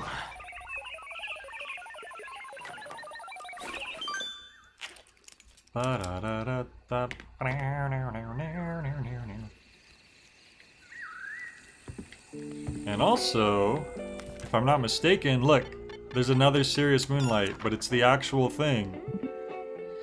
Once upon a time, there was a gun who dreamed of being somebody. Oh snap, a sequel to the 2011 title Shadows of the Damned? Check out that game that transcends time and space.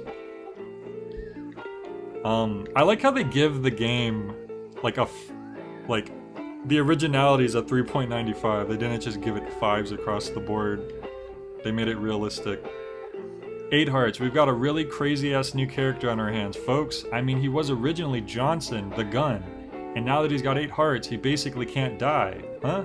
So just how does a former gun attack, you ask? Well, with transformational explosions like only Johnson could pull off. Dark hair with 8 hearts, burning for revenge. Kill off Garcia's enemies, infesting the underworld. First, there's something I have to emphasize here. This game is a sequel to a game that's going to be released in the future. You can tell how badass the Death Drive Mark II is going to be by the fact that, you know, it alters time and space. Also, this is going to be an absolute monster of an open-world AAA hit, pushing the console's specs as far as it could possibly go.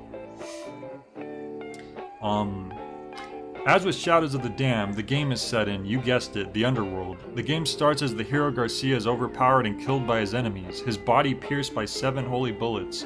Garcia realizes that his time has come and unloads his dying request on his partner Johnson to take down Alfred, the demon who killed him.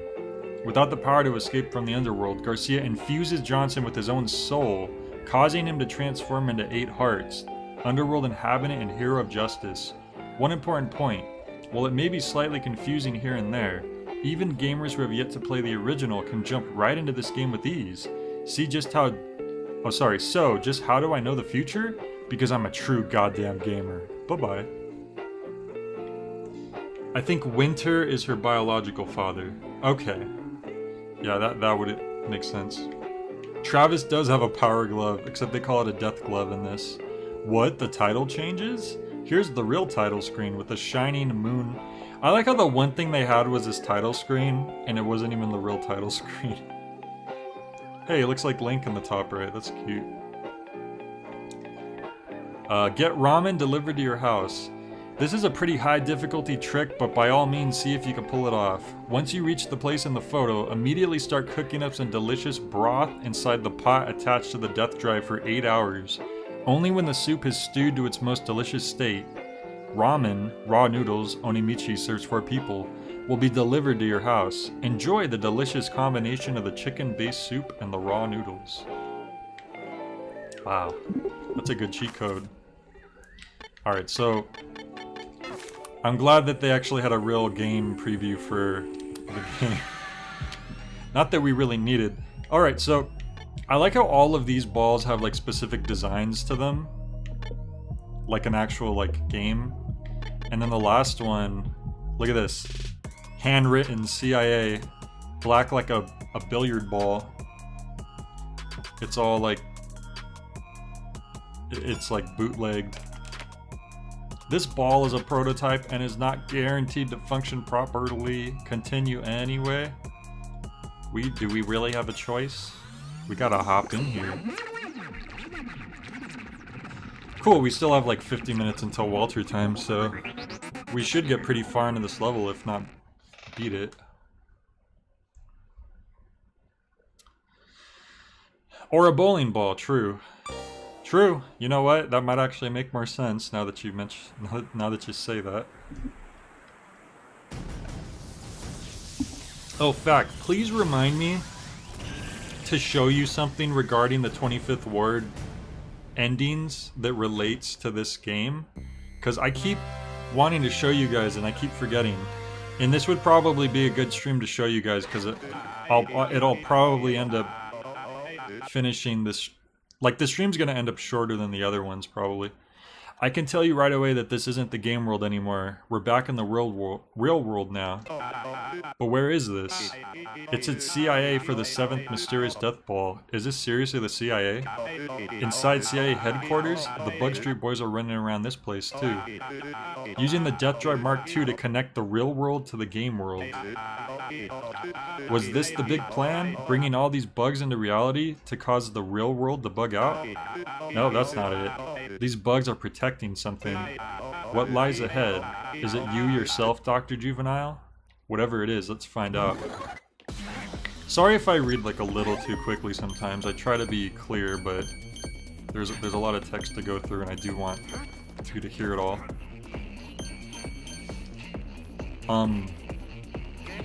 So yeah, this isn't a game. We've actually been transported to the CIA headquarters.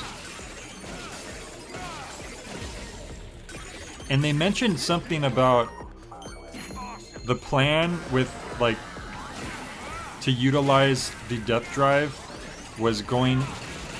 They wanted to make it so that you perceived your enemies as if they were the bugs. So I think we could guess that maybe we're, like, mowing through CIA operatives right now. Like, Travis said, like, oh, there's bugs here, but they might not actually be bugs. Travis did not read those faxes closely enough, right? I think that might be the case.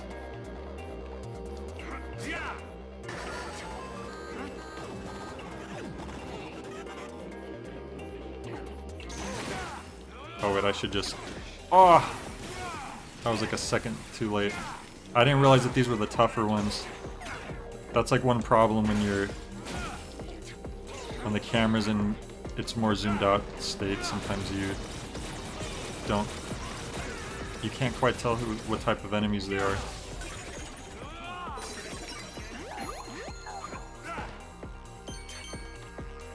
All this for an Azteca coin.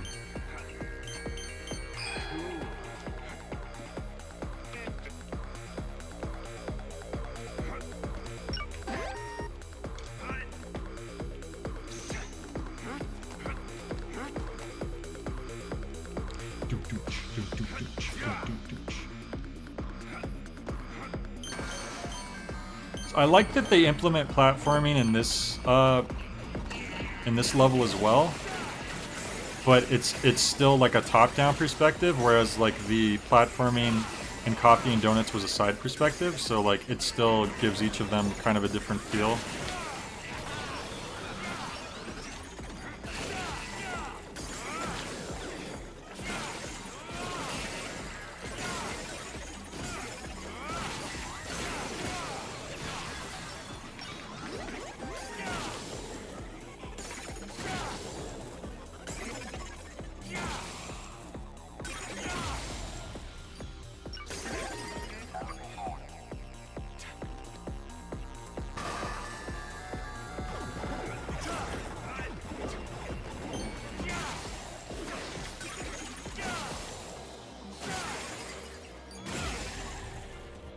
Let me make sure to do those aerial crashes. Oh! Oh! Those skulls give us lots of stuff.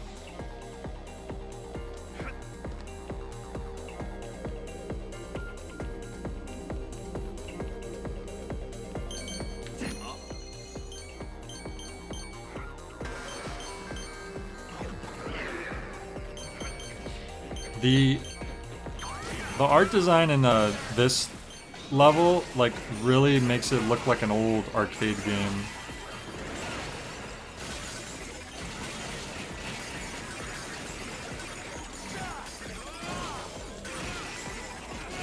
Which I assume is on purpose, most likely.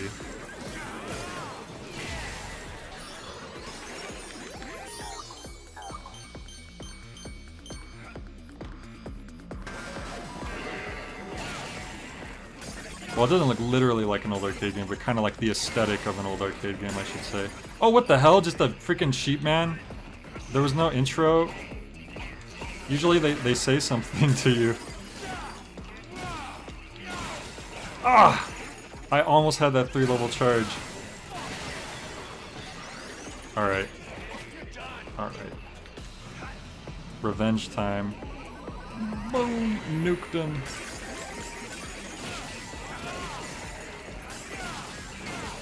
Oh, another one even. Wow, I forgot that you had to fight just cheap men. I didn't get it out fast enough. You jerk. Oh! I don't like that.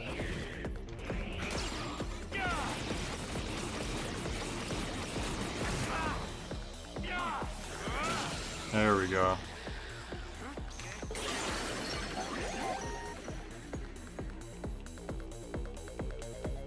Bathroom!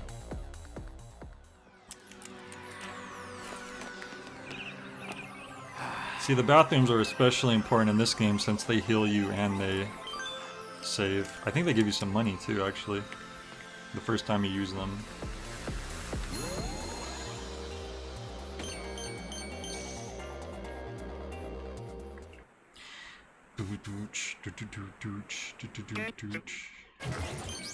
Oh god, this part. Oh, what is this? Arcade cabinet. Insert 150 blessings medal to load. Alright, I guess we gotta find... There's another toilet right away, that's weird. We have to find a 50 blessings medal, whatever the heck that is. Gosh, this makes you feel so claustrophobic. I shouldn't have jumped just for that. That was really not important. Oh, and drill guys. That's our punishment for daring to grab a box of money. God, this is just... I should not have went down there. If I see another box of money, I'm just gonna say forget that.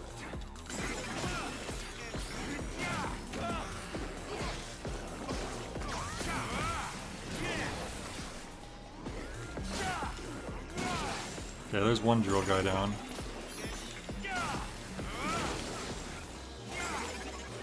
Okay, I think the other one's down now too.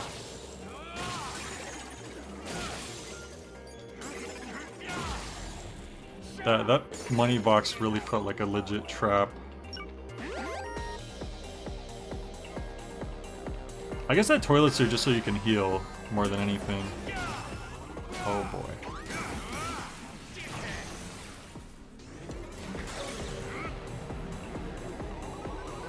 Perspective of the freaking laser. I'm glad we do so much damage now. The CIA using jammers to jam the screen. I know. Work for that t-shirt money. Work for the t-shirts that you can get for free if you decide to pick the option to get them all for free.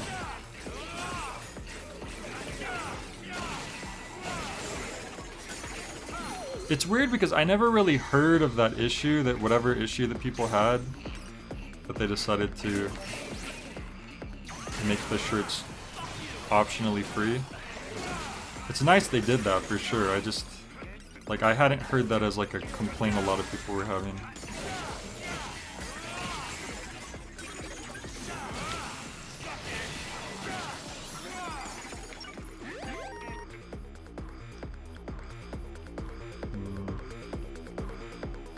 Wait a minute. Okay, there must be someone we haven't finished off yet.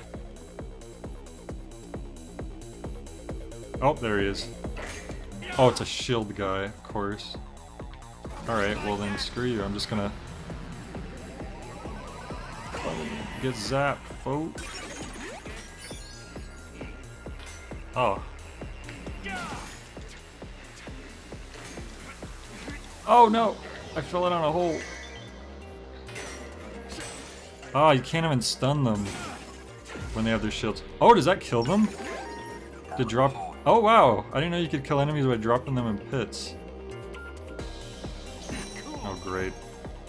Oh great! I didn't even... I was already at the money by the time I was... It was too late. They got me. They freaking got me.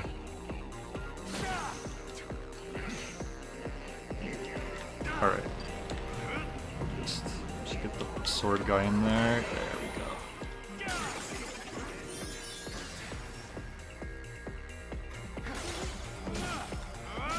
That level 3 charge. Yeah! And we didn't even have to use it on him either.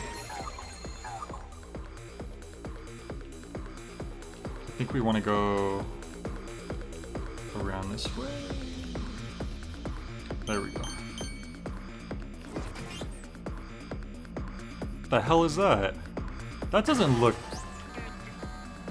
I don't remember picking up something that looks like that. Is this another thing they changed later on? 50? You know what? I don't even remember it being called 50 Blessings. I swear you picked up something else originally. I could be going crazy, but I'm pretty sure there was originally something else.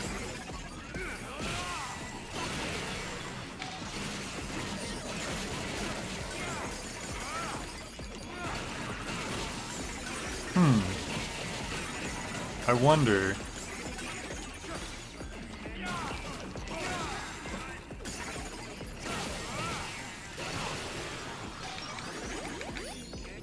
Oh, more of these guys. Oh, get out the way. Okay, slow down time. Boom.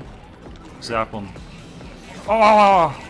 Some of the guys got like around the slow motion zone, I think. Oh, wait. Okay.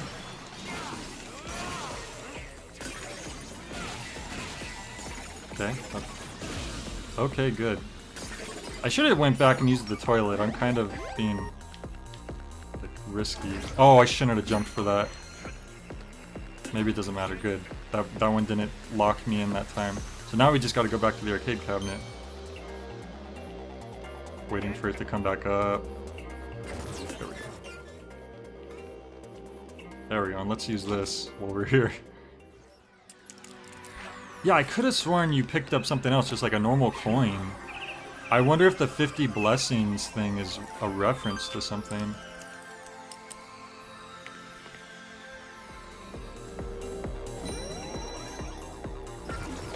Alright, let's see what this arcade cabinet's all about. What? Hotline Miami? Travis in the style. For reals, there's an arcade version of Hotline Miami? Wonder if it has new modes in it. It's the horse. Who do we have here? You don't look familiar. You're not like him or nor them. I don't recognize your face at all. But I know you, but you don't know me. Do you remember? Look at my face. We've met before. We've passed each other out by the convenience store, haven't we? I don't know you. Why are you here? You're no guest of mine. I remember now. I invited him about the thing. This is so vague. Like, I played Hotline Miami and I kind of still have no idea what they're talking about. But it's still really cool to see them here. I know about that. You're up to the task. I don't mean to force responsibility on you or anything, but you're the only one who can find him. I don't know anything about this thing. Nobody's told me anything about him, nor you. There's a reason you've come here. It'd probably be a good idea to confirm that reason. He's disappeared. Find him, and you'll find the reason you seek. There is no reason. You should leave. By the way, so this song is in Hotline Miami. Originally, they used another song that felt like it sounded just like in the style of a Hotline Miami song. It had like this really distorted bass, and I actually really like that song. In a way, I almost wish they still kept that in, but I can understand the fact that they replaced it with the real Hotline Miami song. Like, that makes sense. Security here is pretty tight. It's not going to be easy to get in, but we've got your back. I'll open the lock up ahead for you. I'll give you a clue. He has a symbol. It's a very important symbol. Collect them and I'll open the locks. That'll be your reward. You can't. That's against the rules. I see that you remember now, don't you? The symbol. This lead-in. I kinda remember it. Find him? Who the hell's him? It's like the... Oh, they're like dead bodies, like from Hotline Miami, huh? It seems like the animal mask people never acknowledge each other. They just all talk directly to you, as if they're the only ones talking to you. Really makes sense for this to be in the CIA level too. Does it? Is there like a CIA? Man, I just played Hotline Miami, so you think I would... You think I should know. But I don't remember if there's a specific connection to that. Or maybe they hint towards that. Oh my god, so many skulls. So little time. And I'm not gonna bother with the money, because why would I? Oh my god, okay. Well, let's take care of the drill guys ASAP. Well, oh! They almost got me. Wow, the drill guys here don't even die from one Akira laser anymore. Okay. We took care of that pretty well. Going good so far.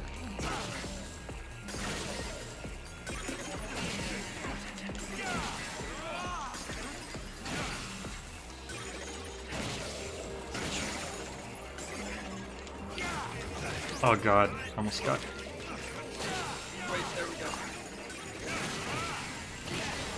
Okay, take out the big guys. I noticed they were the guys with the clubs.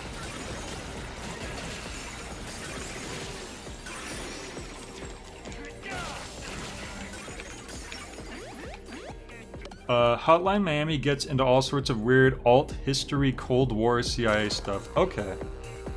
Is that like a Hotline Miami 2 thing? Maybe they get more into that? I can kind of see, I mean, we're taking on these like secretive jobs and our identities are a secret and there's like memory manipulation and stuff like that. So I can see how it would fit. Like a sleeper agent type thing, maybe.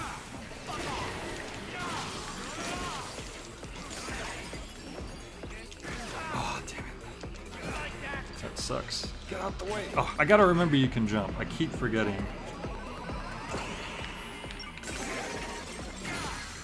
I keep forgetting that jumping is a thing.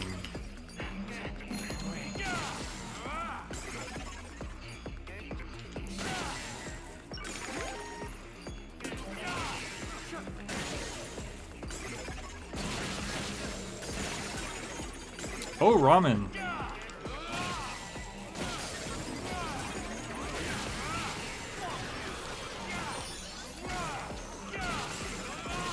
Kind of grind our charge level up here if we really want to,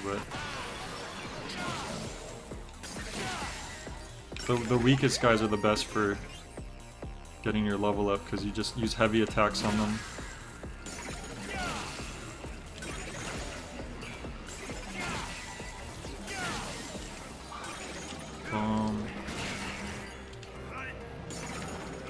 Get him.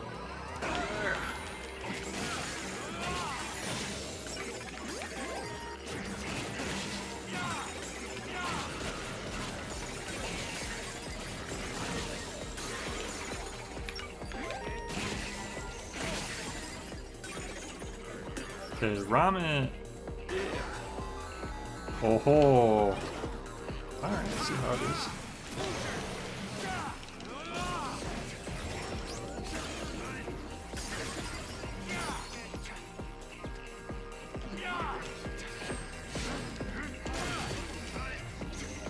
Trying to be careful. Oh, he's gonna shoot me.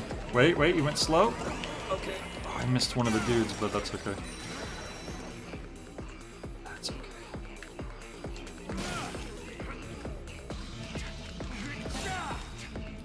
We got our charge. Boom. You always like, if you're on top of an enemy basically, aim your charge attack away from them and you'll usually hit them, plus you can start going towards more enemies. Ah, get out the way, the Ramen guy. Maybe you can't talk with him until all the enemies are dead. I think I remember that happening before. Oh! The weak guys. Oh, that's why there's a freaking Travis clone here. I didn't see him because we're so zoomed out. I think he came from another direction too. He really caught me off guard. Is he gonna vanish now because of that or no? Yep.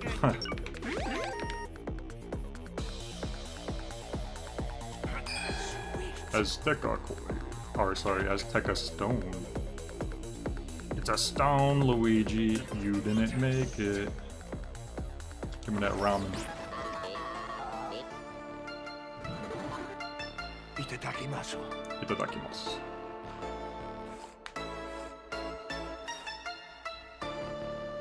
Oyaji, gochiso-sama. Arirang Ramen, a deep Chiba masterpiece, Oriental style spicy ramen. Ooh, spicy ramen's good. I think my favorite ramen that I tried when I was in Japan was a spicy ramen.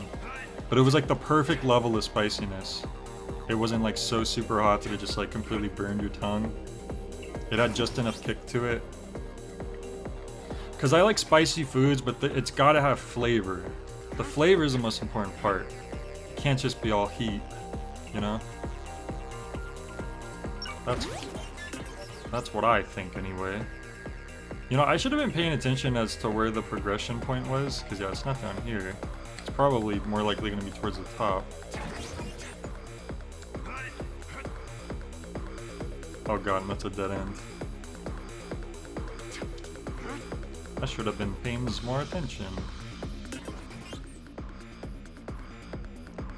Let's see.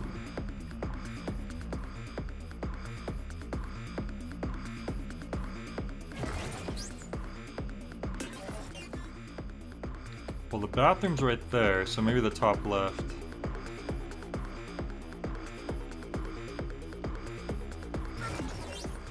Did we ever hit up that bathroom? Oh, well there's more enemies here, so I guess we're in the right area.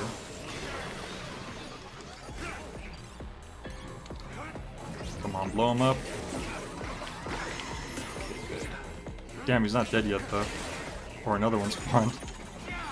It's also possible.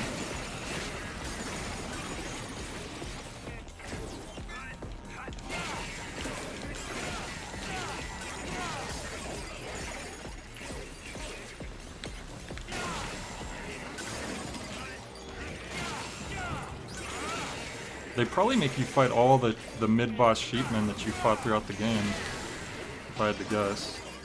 Except they're stronger. They have a lot more health. Glad I didn't lose my charge there. I was very lucky.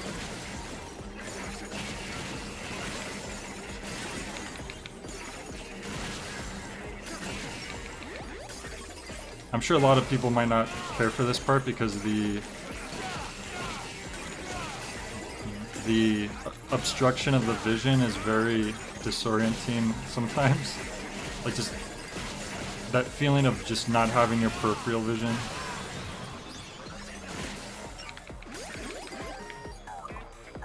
Bathroom.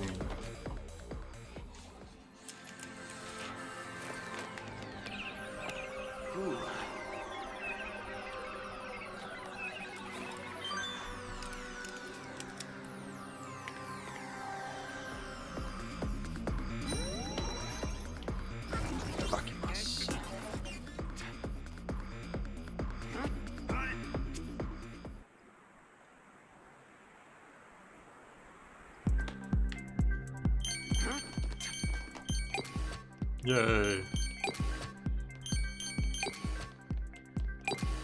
Oh, I don't know if we went the right way, but we'll find out. Blow him up!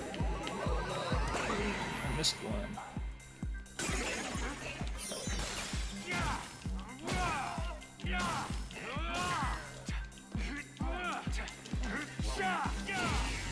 There we go.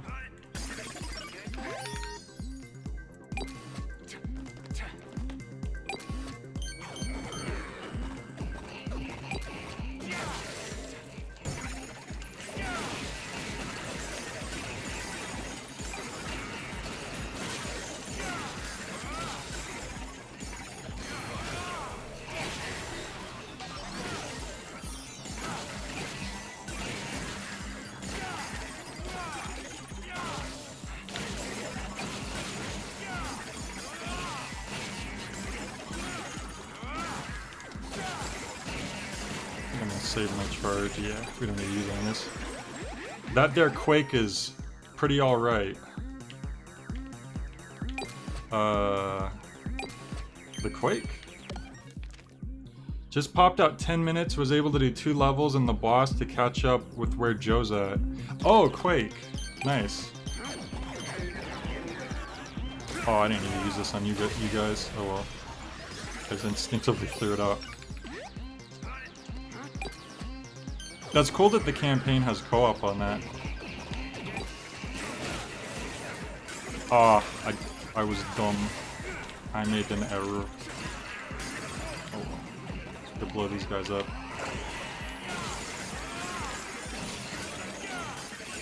Sometimes you don't want to hit the button, you could just leave the enemies stuck behind there.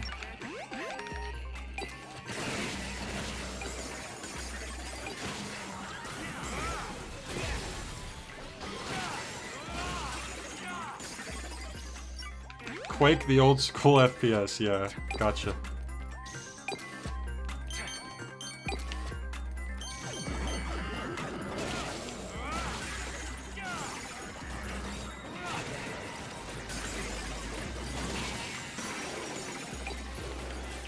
Oh no. Well, you know what? If I just leave them there, I could actually use this from afar. Haha, got him.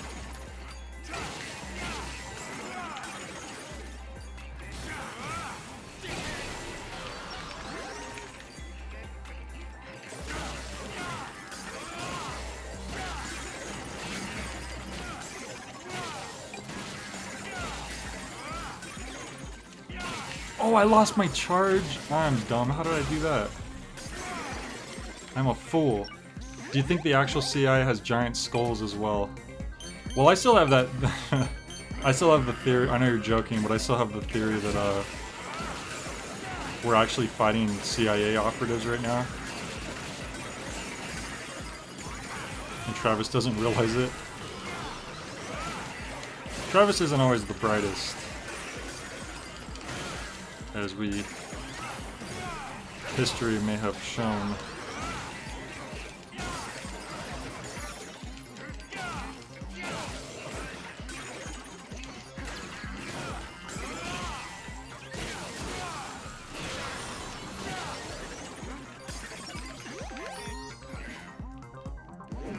You think it's all but confirmed? Yeah. I mean, or else... Yeah. I guess they wouldn't have had much point of bringing it up if it wasn't going to come into play. Except with, I guess, the threat of what they were going to use it for. I guess that's, you can make an argument for that. Oh! 50 Blessings medal. We needed that. Oh, and there's the arcade. Sweet. We went the right way. Tiger Mask. Are you Jacket? Oh, isn't Jacket the name of the main character in Hotline Miami? I don't know if I just like assumed that. I see, so I guess I'm supposed to find you. He's gone. What a shy dude, just like they say. Oh no, Jacket is the helmet character, right? I don't know, maybe Fat can confirm or deny. Confirm or deconfirm. Travis is represented with a tiger all the time, right? I didn't think about that at this very moment.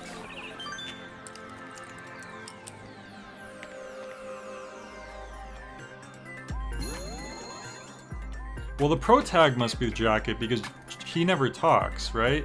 But the guy with the helmet does talk, I think. If I remember correctly.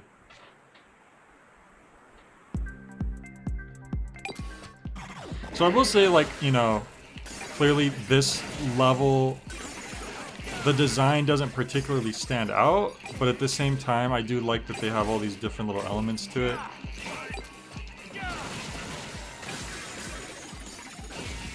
Like, there's a lot of level mechanics that keep things interesting.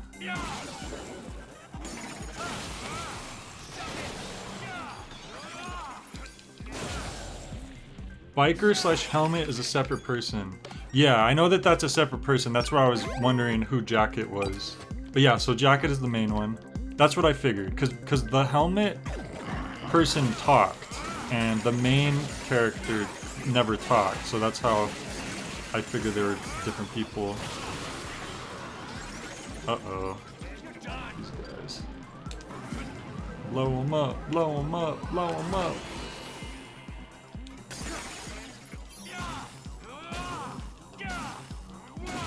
Yeah. They really push you to perform with the combat. Oh yeah. Yeah, the way that they're like lined up in all these like smaller areas too. I guess kind of fits with that. Which can make it a bit tiring, I suppose. It could be exhausting to have to fight for your life for an hour or so. Yeah, I mean, I guess it depends on how much you have the gameplay down at this point. If you have it pretty well, then it's more about like just getting to utilize all these abilities and killing big groups of people a lot. But yeah, if you've been kind of struggling, then that can make it more of just like, it can make it more threatening of an experience. I'm just gonna use this to kill you guys because shield guys are kind of annoying too.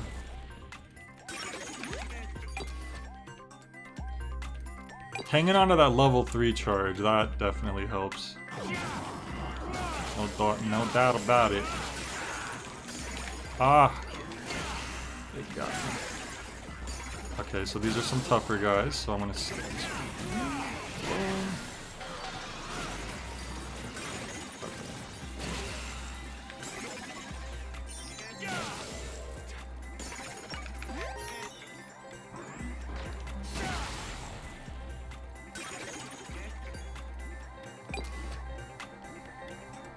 Wait, I came from this way, right? So I probably want to go down here. Oh.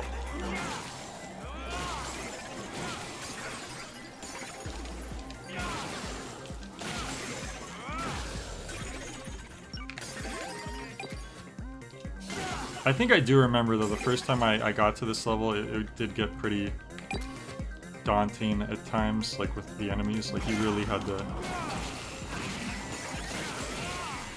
Should have waited to see what big enemies were gonna pop up. Yep. Oh well, it's fine. These guys aren't that bad.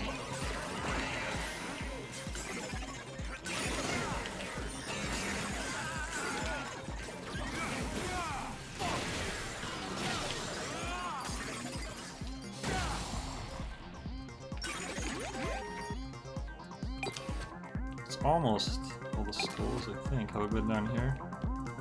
Nope, apparently not. Oh, big boy. Sheep man, even. Can use you guys to build up my meter.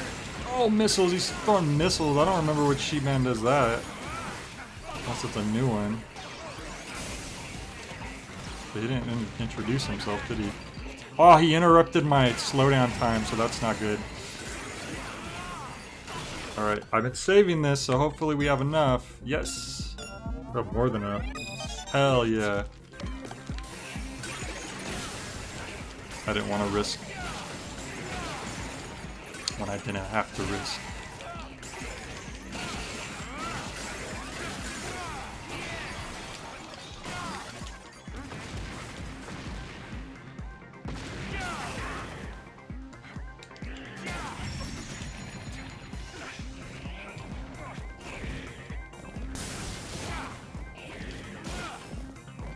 Stun you, laser your ass.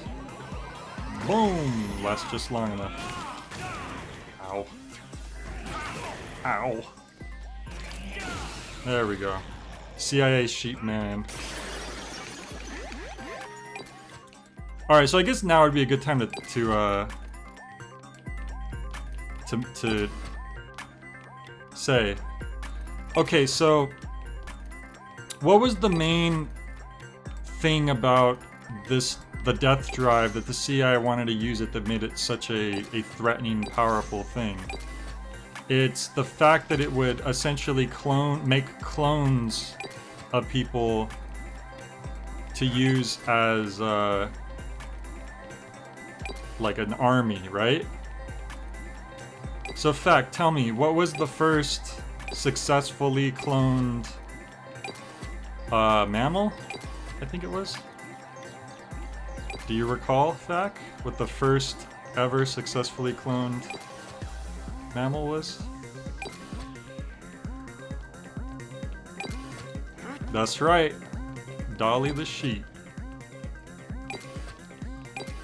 I remember like making that connection like way after and being like, wait, whoa, they're not just sheeps for no reason? Is this where I came from? I guess not, because we're going down. I kept expecting to go down, to go up, I mean. Do you recall? Come on, dude, too easy of a hint. I didn't mean to do that.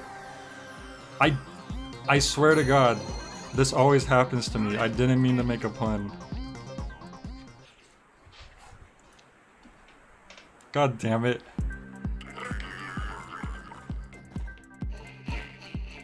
There's a lot of enemies nearby, apparently.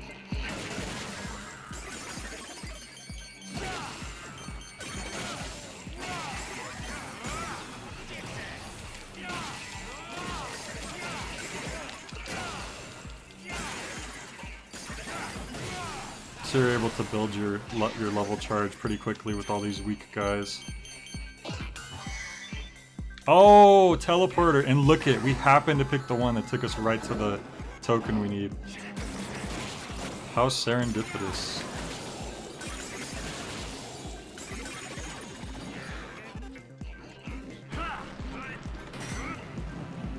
Oh, the drill guys! Yeah, screw it. I'm gonna use the Akira beam on the drill guys before anyone else. Like, the shield guys are kind of annoying, but the drill guys are the worst. The shield guys I don't get, because I swear they give you the tip of using a heavy attack to break their shields, but your actual heavy attack doesn't break their shields, so... I don't know. Oh, sword guys, great. Oh, these aren't sword guys, they're Travis Joker guys, which are also actually kind of tough, so we gotta stick with it. Alright. Can I stun you both? Nope, I didn't even get my attack out. So I'm gonna have to wait till my slowdown. There we go. Okay. Can we get you both? Yup. Yup. Good. Oh my god, my thing's almost running out. Yeah, no, these guys can actually be... I'm not used to fighting two at once either. Yeah, these guys could be pretty bad. Oh, maybe that's it, because they say they could clone anyone who uses the death drive. Maybe these are kind of like failed clones of Travis, that's why they're dressed like him. I didn't even realize that they were dressed like Travis the first time, but they are. You see like the close-up of them. My health is freaking... I got pretty wrecked by those guys. I always thought the aesthetics in this level looked like Adventure, the old Atari game. Yeah, I just kind of thought like old Atari era games in general. Okay. But yeah, I could see that.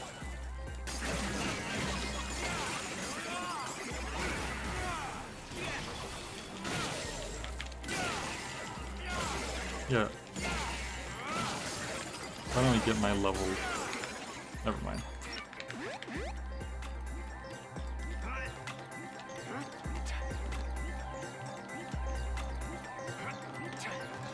Oh, that must be where we want to go.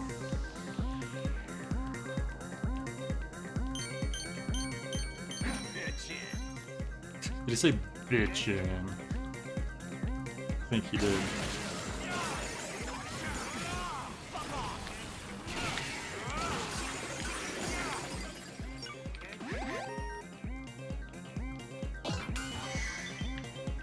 Okay, hopefully we're headed in the right direction. Hopefully. Hopefully we've been hitting the right direction. Yes, clump together. Oh, the one in the back was smart. He knew better. He saw the laser coming. Okay, these guys are bad. Okay, if there's a lot of them, they could be bad. Potentially, but just be careful. Stay far away. The fact they leaped forward, that's where they can really get you. Another one or no? Okay. They spawn from each side to try to mix you up.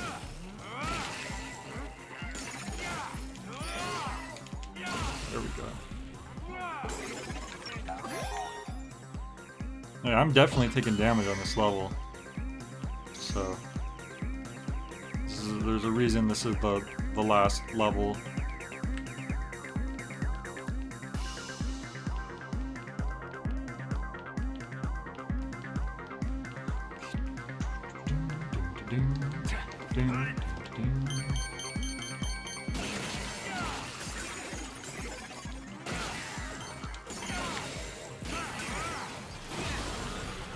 The tiger.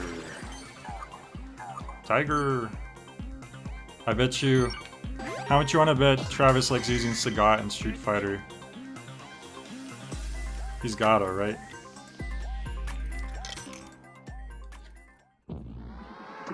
Hello. Greetings are important, you know. They cheer people up. But right now I'm trembling with rage. He's disappeared again, gone without a trace. I passed by you again. You may not remember, but your BO is intense. I couldn't forget it. Okay, apparently Travis wasn't lying when he says he just uses his musk as cologne. I don't remember. I can't take it anymore. That smell is overtaking the room. I cannot abide. Travis, when's the last time you took a shower? He's wandering around. According to the info I've just received, he's waiting for you. I don't know what he wants, but he's really sensitive to your presence. Do this right, like that one time. I was watching from the shadows. I could never forget the shock of what I saw.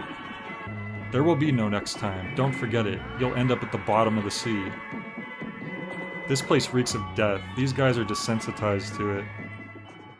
Isn't that a line that they say in Hotline Miami, there will be no next time? I think that's the last time you talk to the animals. Hey, Mismo. Herald of Walter Time. You really are, Mismo. Unfortunately, you do tend to pop up when it's about Walter Time. I know it's just the timing, but what can you do?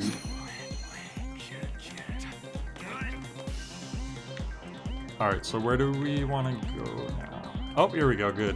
We found it quick. Bismo, do you like the Hotline Miami reference? Did you catch that? Perfect timing, right? You're the one who requested Hotline Miami. Did you expect to see that in this game? Oh. So, this is where we can actually easily miss one of the skill chips, I think, because I don't remember which way to go. We'll go 3 first, why not? 4 is my favorite number, but we'll do 3 just because. Why not? Ow! Sometimes I get a little greedy trying to get my level. So you don't want to touch any of those yellow spots, because those will teleport you back to the start, and I think you'll actually take damage, too. So do not touch those yellow spots, whatever you do.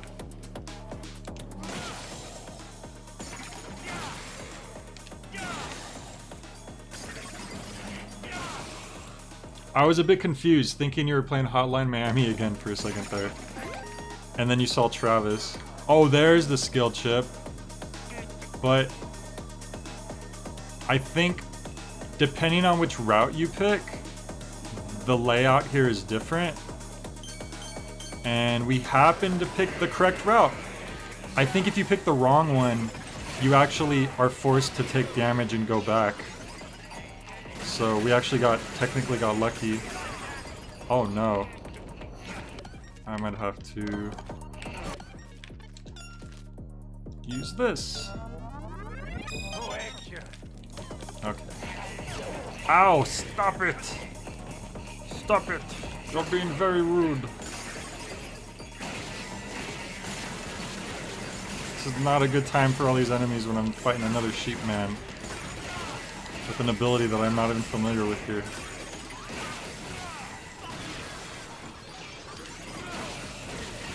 God damn it.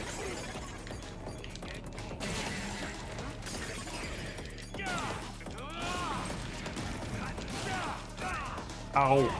Oh, he comboed me. He like gored me and then flung me up in the air. Take this. Take it. Poggers. I can't get over the Chuck E. Cheese account saying that. Guess Suda likes Hotline Miami then, or at least respects the creator. Nismo, in the opening of this game, which was also the announcement trailer, Badman shows up to Travis's trailer to... That's funny, it's the trailer and they're in a trailer. He shows up to Travis's trailer to kill him, and you see Travis playing Hotline Miami. Like he's going through the masks, and it lands on the Grasshopper mask because, of course, Grasshopper manufacturer. It makes me wonder if Hotline Miami might have even put the Grasshopper mask in there as a reference. Unless there's a lot of other bug masks and like it's just could have been a coincidence, I don't know.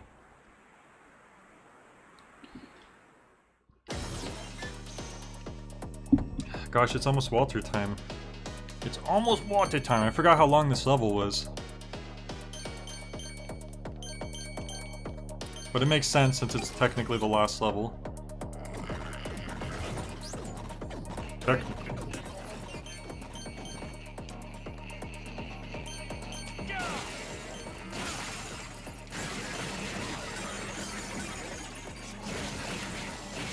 Oh, there's a wall right there. Whoops.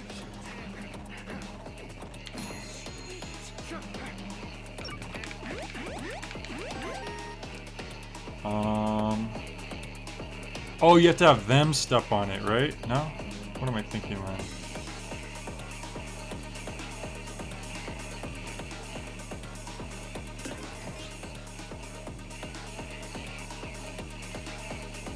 Oh, you could teleport. Okay, so you actually end up going that way from behind. Hotline Miami was 2012, so maybe not an intentional collab or anything. Maybe, but I mean, Travis, God. Suda, like, clearly does like Hotline Miami a lot, though. Wait, what are these? They don't do anything. That's weird. Okay, now that's open. So maybe I just have to be quick. I wasn't fast enough last time. It's gonna close on me. Ah! We did it. Good.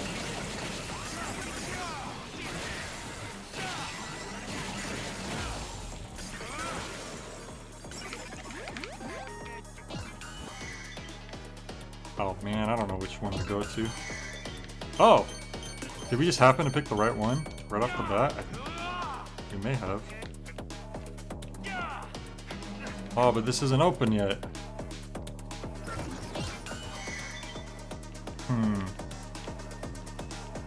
Okay, I should jump on the coin so that way we know which ones we've done already. Oh, the grasshopper mask. Yeah, I mean, they could have just been a fan. But, I mean, there are games that were out at that point, but I don't know. But no, you're probably right. It's probably a coincidence.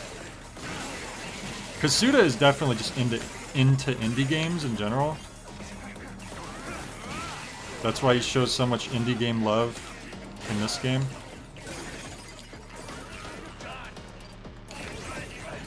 Please don't interrupt this. Oh, he interrupted it himself. That was bad on my part. I'm dumb. I need to be more careful.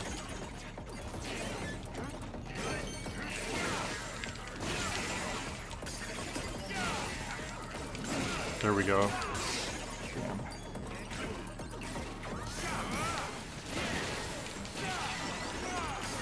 Oh, there's the token up there too. So now we just have to get to the next arcade machine. There we go. Is there a Grasshopper game where the main character or anyone uses a drill as a weapon? If so, it might be a weapon. Oh, Mondo Zappa.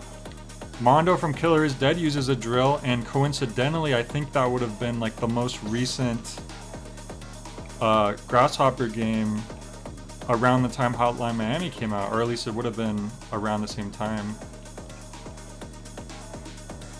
Because I think Killer is Dead was 2011. No, Killer is Dead was 2013, so maybe not. Was it? I don't know. I don't know. Unless they might have added the Grasshopper mask a bit later into development.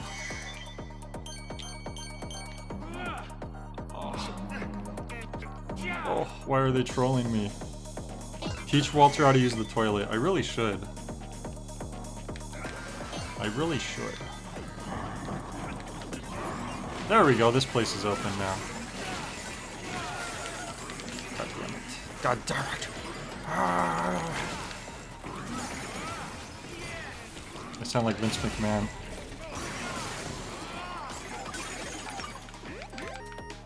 And there's the arcade machine. Good. Oh, it's that guy. Hey dude, good to see you again. Do you know me? Nope, but we got a new cheesecake in. I highly recommend it. It's chock full of tasty ricotta cheese. Goes well with cheap wine. I don't handle wine very well. Recommend a beer and I'll take it. Okay, I think Travis did write those ramen reviews. We don't have beer here. We don't talk about beer. It reminds me of him. Who's him? That guy with the jacket? That's enough small talk. Time to close up shop. Get on out. He's the convenience store man, and the pizza place man, and the video store man, and the bar man, until he gets replaced. How can I meet up with Jacket? Can't you just leave him in peace? He's really exhausted. Not like worked overtime tired, or drank too much tired, or orgy tired. Nothing like that. Every muscle, every bone, all the blood, and even every cell in his body is exhausted. He's completely worn down. Basically, he's looking for a place to die, right? I don't know. Try asking him if you see him. He's waiting for you just past here. What? Travis, watch your back. He'll hunt you down. Shop's closed. Okay. You learn more about him in Hotline Miami 2. Okay.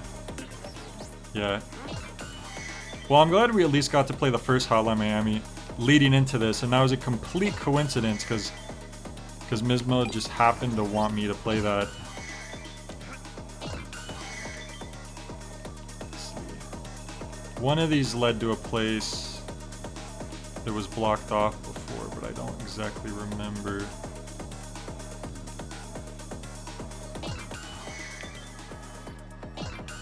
No, that's this, so we don't want to go that way.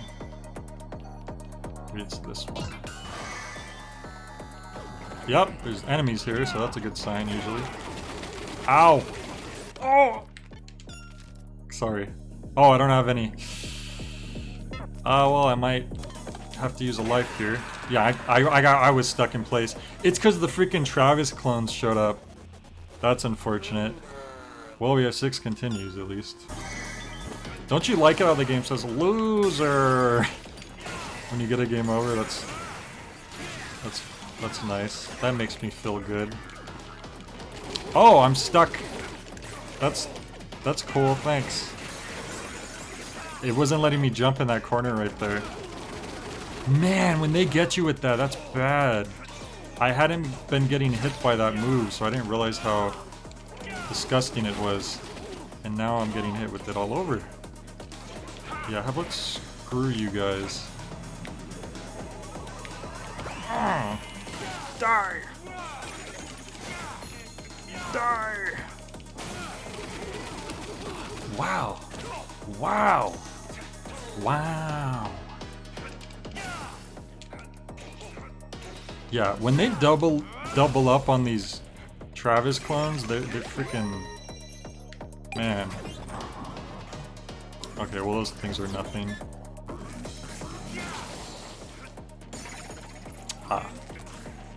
Alright, but yeah, it's actually his Walter time though, so I'm gonna have to actually pause here and then we'll finish this up when I get back. So I will see you guys in a bit. Oh, nice, Misma. That sounds good to me. Okay. I will be back in about 10 to 15 minutes and we'll wrap this up.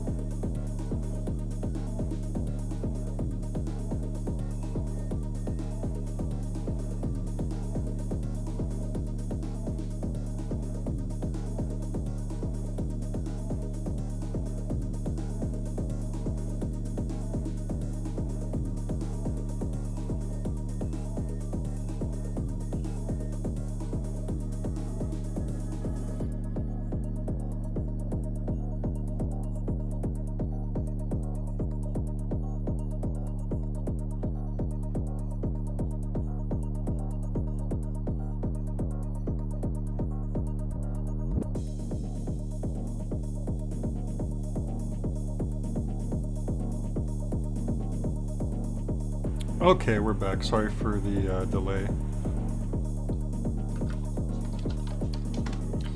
Walter was just, like, really taking his time eating his food. He didn't even eat it all. So I'll probably have to end up eating that a bit later.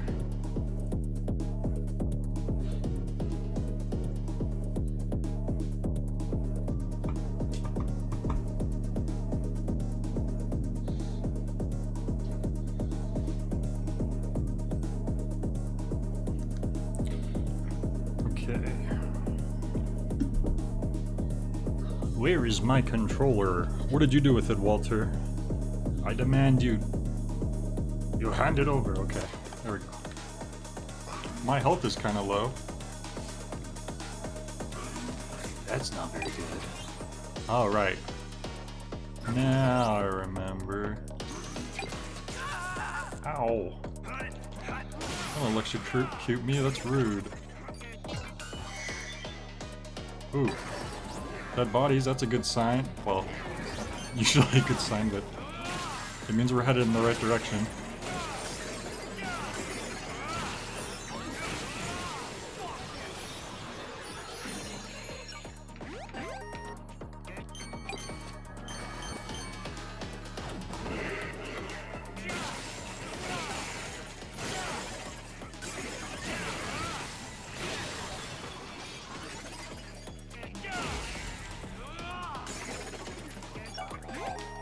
Okay, more dead body. Oh, toilet! We could actually really use that. At this particular moment.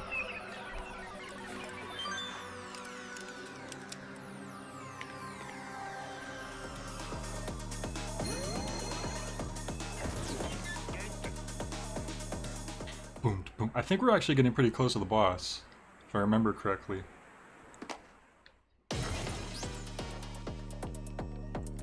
Oh yeah, look at this. Signature long hallway. Oh! It actually threw me off.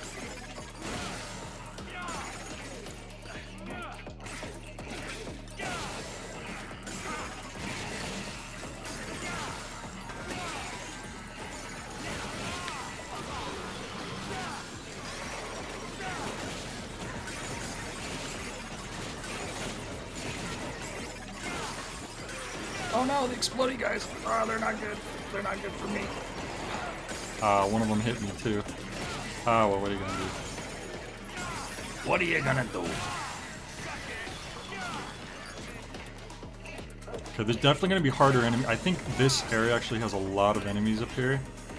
So we might want to try to be careful about what we're using up here. Astro, we probably do it for now.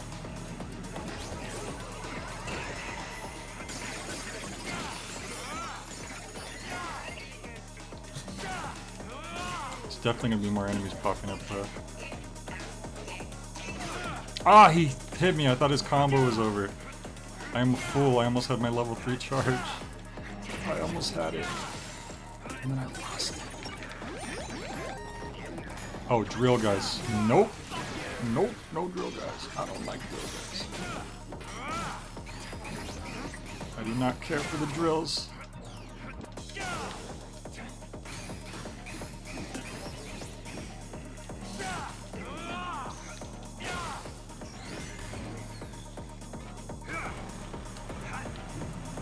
What's the worst part of school? The drills. No, drills were actually fine because that means you got to like not be in class for a period of time. We had a lot of earthquake drills because I guess we get earthquakes here in California. Other schools, I'm actually kind of curious about that because we always had specifically earthquake drills, but I'm sure other schools probably had like tornado drills or stuff like that.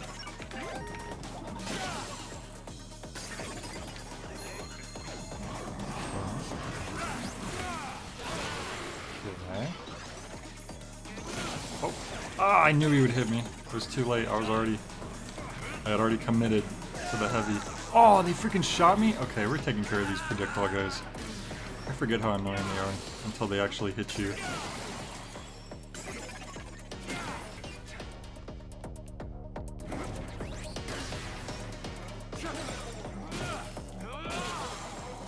Oh, okay. But we're not done yet. Yeah, no, there's a lot of enemies here. I remember this spot for sure. Oh, the Joker guys. No.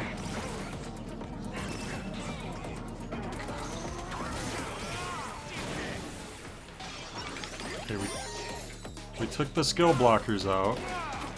Good start, but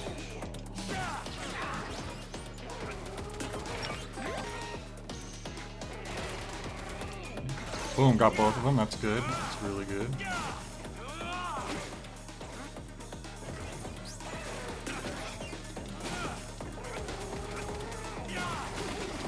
Ah! No! Don't do this. Wait, good. They're both in slow motion. Blast them. Blast them. Got him. Oh, and then the big boy shows up. Of course he does. Ow. I thought he was gonna stop rolling. I was sorely mistaken.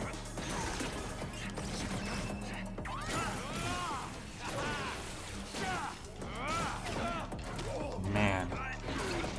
Gotta be careful. Walter, calm down. Calm down. You're not hearing anything crazy. Oh, sheep man. Of course, gotta have a sheep man. Walter, you calm down this instant.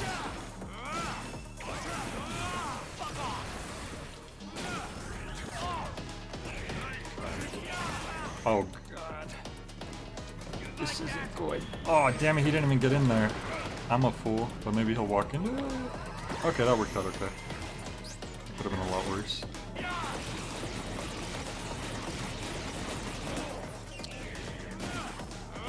See, I'm trying to save some of my health for the boss fight. I mean, some of the level ups for the boss fight. So... ouch. See if I can... There we go. Man, that was close. Yeah, this last level's definitely rough. 50 blessings. Oh, ramen. Good. Itadakimasu.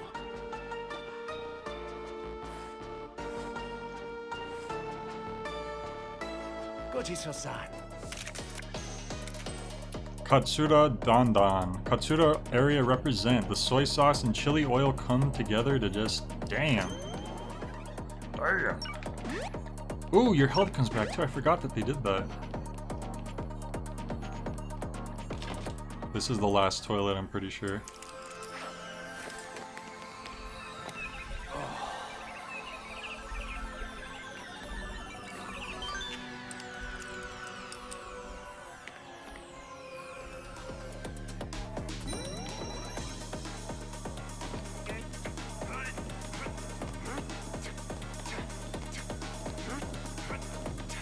Okay, last arcade cabinet. Are we gonna meet Jacket again?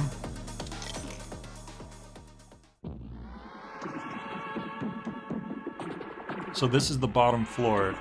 The fact that you're waiting here means shit's about to go down, doesn't it? Or do you just want my autograph? Oh yeah, they're looking for you. What are you gonna do now? I feel the bloodlust coming from you. If I make even one false move, you're totally ready to kill my ass. Looks like I've gone and stepped into the danger zone, huh? If possible, I'd rather not have to take your head off. So yeah, how about we make friends? Well anyway, call me sometime if you feel like it. You don't really smell like a gamer to me, but let's play something super effed up. Let's just go back to that world of blood, to fight in that endless battle. Once we grow tired of it, let's have a beer. Let's drink until we got no more F's to give until we lose all hope. Then, if you still feel like dying, let's meet again. Oh really? Awesome. It's a deal. Okay. I'm not exactly sure what happened there, but... here it is. Here's the infamous signature hallway of doom.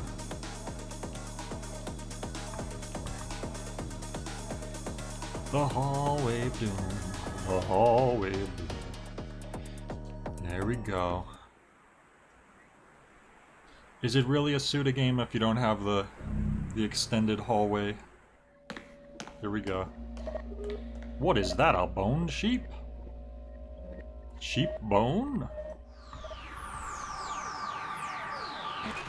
White Sheep Man. Dr. Juvenile, we meet at last. Ooh, what a twist. I've got a whole bunch of feedback about the Death Drive Mark II.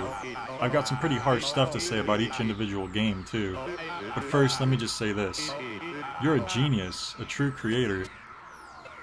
I feel like I do kind of understand your disappointment. I can sense a lot of regret and anger at having put all that hard work into that console and those games, only to have them never released. I want to play more of your games, Juvenile. Come back to the real world with me.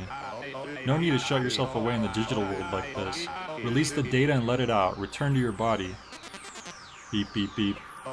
You're starting the battle program? Whatever. You don't get a lot of opportunities for a true last boss fight after all. So make this fun, Doc. Alright. White Sheep Man. The final boss was Juvenile all along. And this is a really cool... The level... The music for this level is really sick too, actually.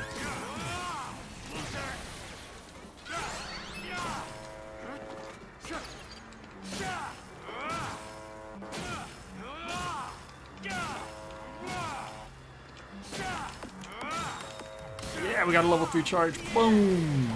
I'm glad we were able to pull that off. Oh, you know what? We should trade the spinny skill, because that's not really great for one-on-one fights. So... chip. Oh, the crossbone chip! I forgot we got that from 8 hearts. You know what? Yeah, why not? We'll use that one. That one's actually pretty good from what I remember. So this boss has like an insta-kill. I'm pretty sure it's an insta-kill, and I might not exactly remember how to avoid it, but I'm gonna try my damnedest too.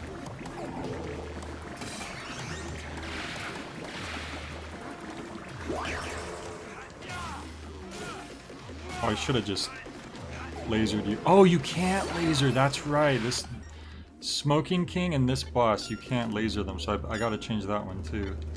And I still don't know if that's on purpose or if it's just a glitch. I think I'm gonna put the wing chip actually, because that kind of stuns as well as doing decent damage.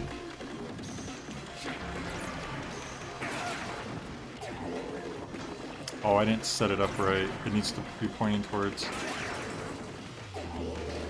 Ah, what a waste.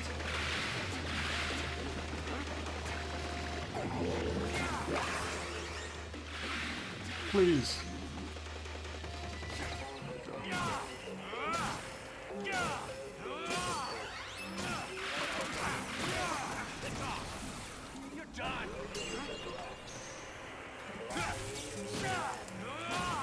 So instead we're going to focus on building our level charge up, I guess. Surprised she got stunned by that. Ah, I messed up again. Oh, here's the... Oh no, this isn't the insta-kill. Oh, here we go. You have to destroy these points of light? Is that what it... No, no, no. She hasn't planted the points of light yet. That's later.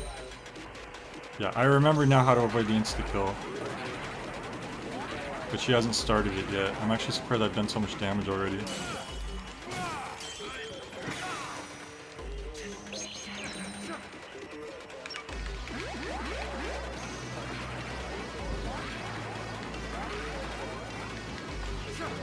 There we go. Now here it is. Wait, is it? No, that's just a different move altogether. Wow, she hasn't done the insta-kill. I don't know if I got lucky or they decided to make it a bit easier and not have her do that anymore. Let's see. Maybe I've been dealing damage too quickly. Oh my god, that combo. There we go. We did it.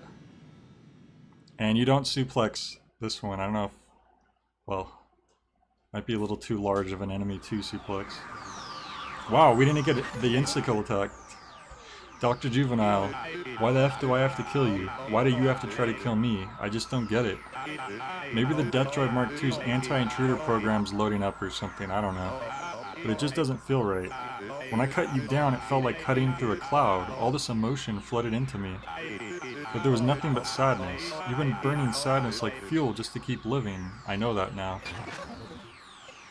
I don't need a big old speech, but these are your last words. Leave me something special, a farewell poem. In the human world, the time for games has ended. Nothing binds us now.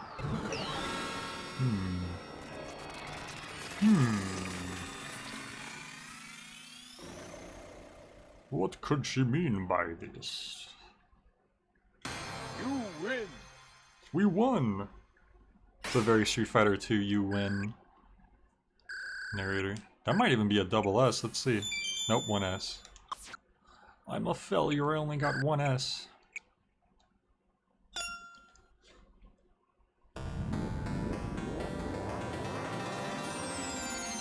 There it is, the last skill chip. I don't remember what the last skill chip is for some reason. Oh, wait, yeah, I do. Dendrobium chip. You make like a spirit bomb by stealing the energy from enemies around you. Well, that's a really fancy looking couch. I like how they leave you with the amount of health you had. Question marks. Oh yeah, Travis, just hook ourselves up to the mother thing. Why not?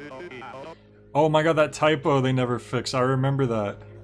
The hell is this? I guess I'm just supposed to press this button, huh? Well, this is the climax. You know something's gonna go down. That's the way it always is. There's no turning back for us now. We've done a pretty good job keeping the players happy, too. Some of the players.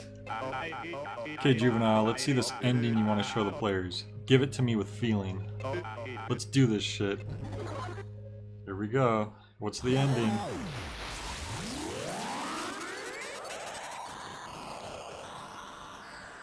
What could the ending be?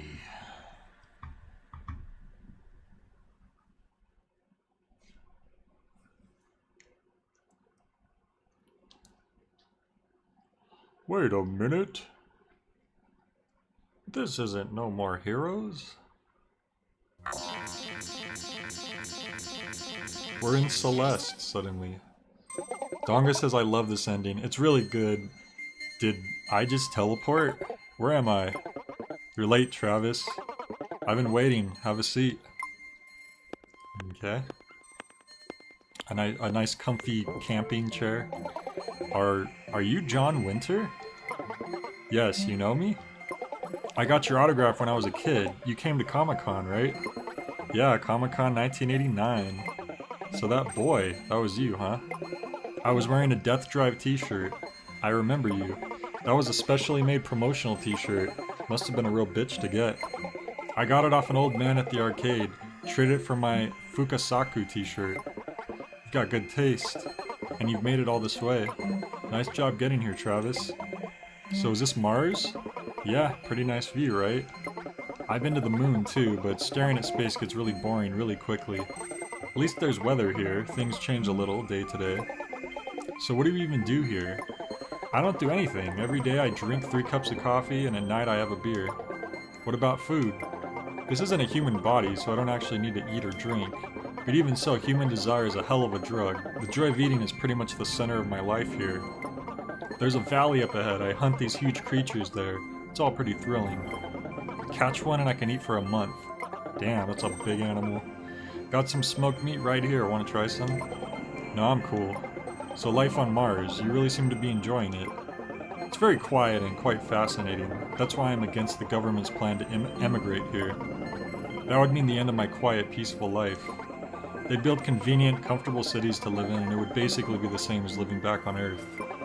Screw that noise. So that's why you came here alone, huh? Like a sort of guard protecting this place? I mean, it's not quite that grandiose, but I simply get rid of intruders. I'm an intruder myself. Well, that depends on your answer, young Travis. For you, I'd welcome you here with open arms. So why don't you rid yourself of all that fate and destiny bullshit? Come live a beautiful life here. That wouldn't be so bad now, would it? Sounds lovely. If I close my eyes, I can picture a different life, like a perfect, ideal life. It's so sparkly and shiny, I get all dizzy and shit. I see. That's so like you.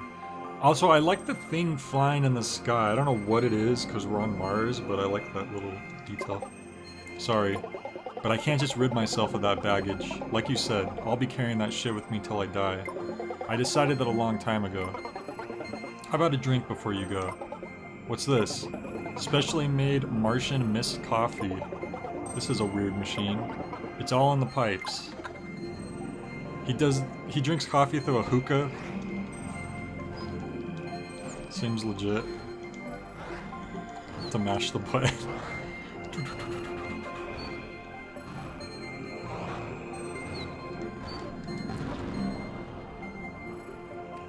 Oof. That's good. That's a damn fine cup of coffee. It's about time to go. There's only one way to leave. Die. Die? Zip. Oh! Damn! You wouldn't expect to see all that blood in a styled game like this. Goodbye, young Travis. Never come back here again. Don't go off into dangerous places. Didn't you get told that as a kid? This area is off limits. Sorry, but you're not allowed here. Dangerous and off limits, huh? That's why good little boys have to leave. You too, right, young John? See you again sometime. Bring peanut butter. Come empty-handed and I'll kill you again. The game ends with Travis being freaking decapitated. And then we have like this Superman sounding ending. Doesn't it sound like Superman? Let's hear it.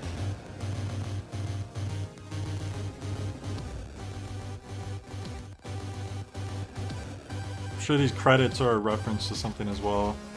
Kind of Star Wars-y, I guess.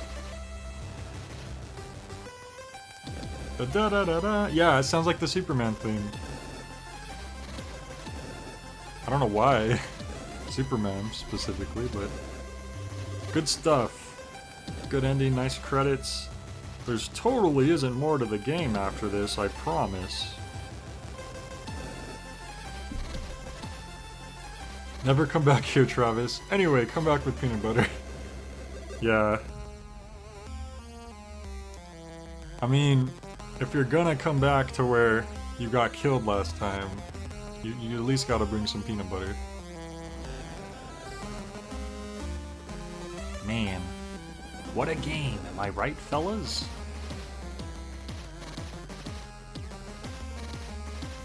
So, after the credits end, I'll probably wrap up because there's probably enough things left for one more stream. Because we have the final level, like the actual final level that came later. And then we have Travis's final chapter, story chapter, and then we have Badman's entire story, which is really good. And then we have the actual final credits as well. So we'll probably do all of that in one more stream. Should be enough time. And that will be the day, like, because that's tomorrow, Thursday. That'll be the day before No More Heroes 3 comes out. Just in case I happen to get my copy the day it comes out. I'm really not expecting to, because I'm renting it via Gamefly. And I read that basically the best you're gonna get is a new game release is gonna come the day after it comes out. Extremely unlikely it would come the day of. If you're really unlucky, it won't even come the next day, but I'm just crossing my fingers. Because I don't know if having to wait one day is already gonna be really rough. But just in case, we're gonna finish this tomorrow. One more stream. Boneface. I like how one of the character designers is just called Boneface. That's a good nickname. A Suda 51 game.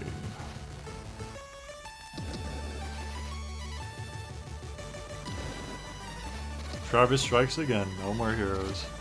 I wonder how many Suda games have like a false credits and then an actual real credits. Killer 7 does, No More Heroes 1 does. Silver Case kinda does, I think. No, it has like a credits, but then the game keeps going anyways.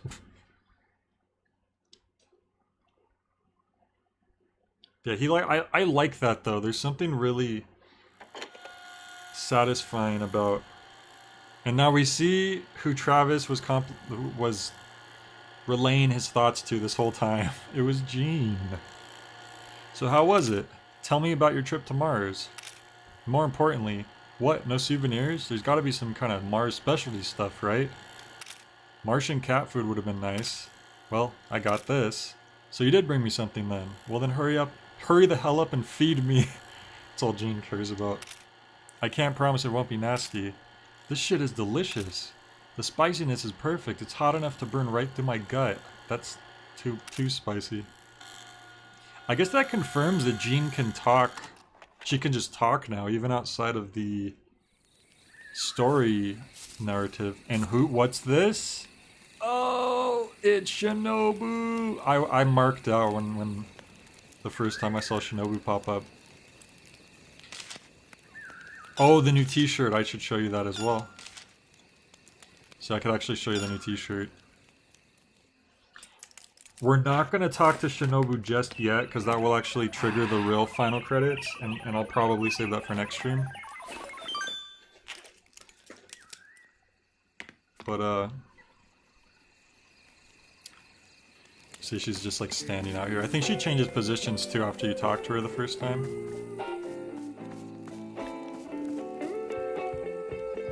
We can check out the ramen as well. Might as well. Where's that ramen? Wait, did we look at this one? Yeah, we did.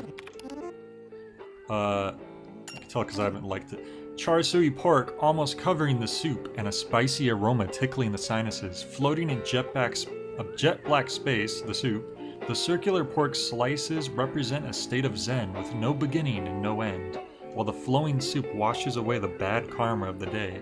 Fortunately, the reserves are apparently empty of the rocket fuel known as beer. Even so, I give this ramen worthy of the devil himself a fitting 666 points. Wow. He rated this not negatives even though they didn't have beer. It must be really good ramen. Despite the name, this ramen is not what you would call don don. One taste and you'll see the difference. The base combination of soy sauce and chili oil really stirs my Japanese blood into a froth. So maybe this isn't Travis. They referred to themselves as having Japanese blood. The semi-thin noodles intertwine and mix perfectly with the soup, with the oil tag team of soy and chili ganging up on my throat. Now to soothe my tingling throat. A beer would have been so nice, but no. See, now I've gone and gotten all sarcastic. I give it 888 points. Must be some bomb ramen. Alright, let's see those shirts and then we can wrap up the stream. I wonder what shirts I got for beating the game. I wonder. Let's see. Santa Destroy Black. Santa Destroy White. I think they glitched because they... Oh, it has like a Santa Destroy star, but then it has like... It's breaking through the Unreal logo engine, which I don't remember that. I thought it was just a straight up white star or a black star. I think that's another thing they changed. Wait, what's this? Oh, Zelda 2! I forgot that there's a Zelda 2 shirt. But I don't see... You're supposed to get like a Majora's Mask shirt. One or two Majora's Mask shirts as well. I forgot about that. Maybe you have to like finish the final DLC level and then you get Majora's Mask shirt. But okay, so out of all the Zelda games, it's Majora's Mask and Zelda 2.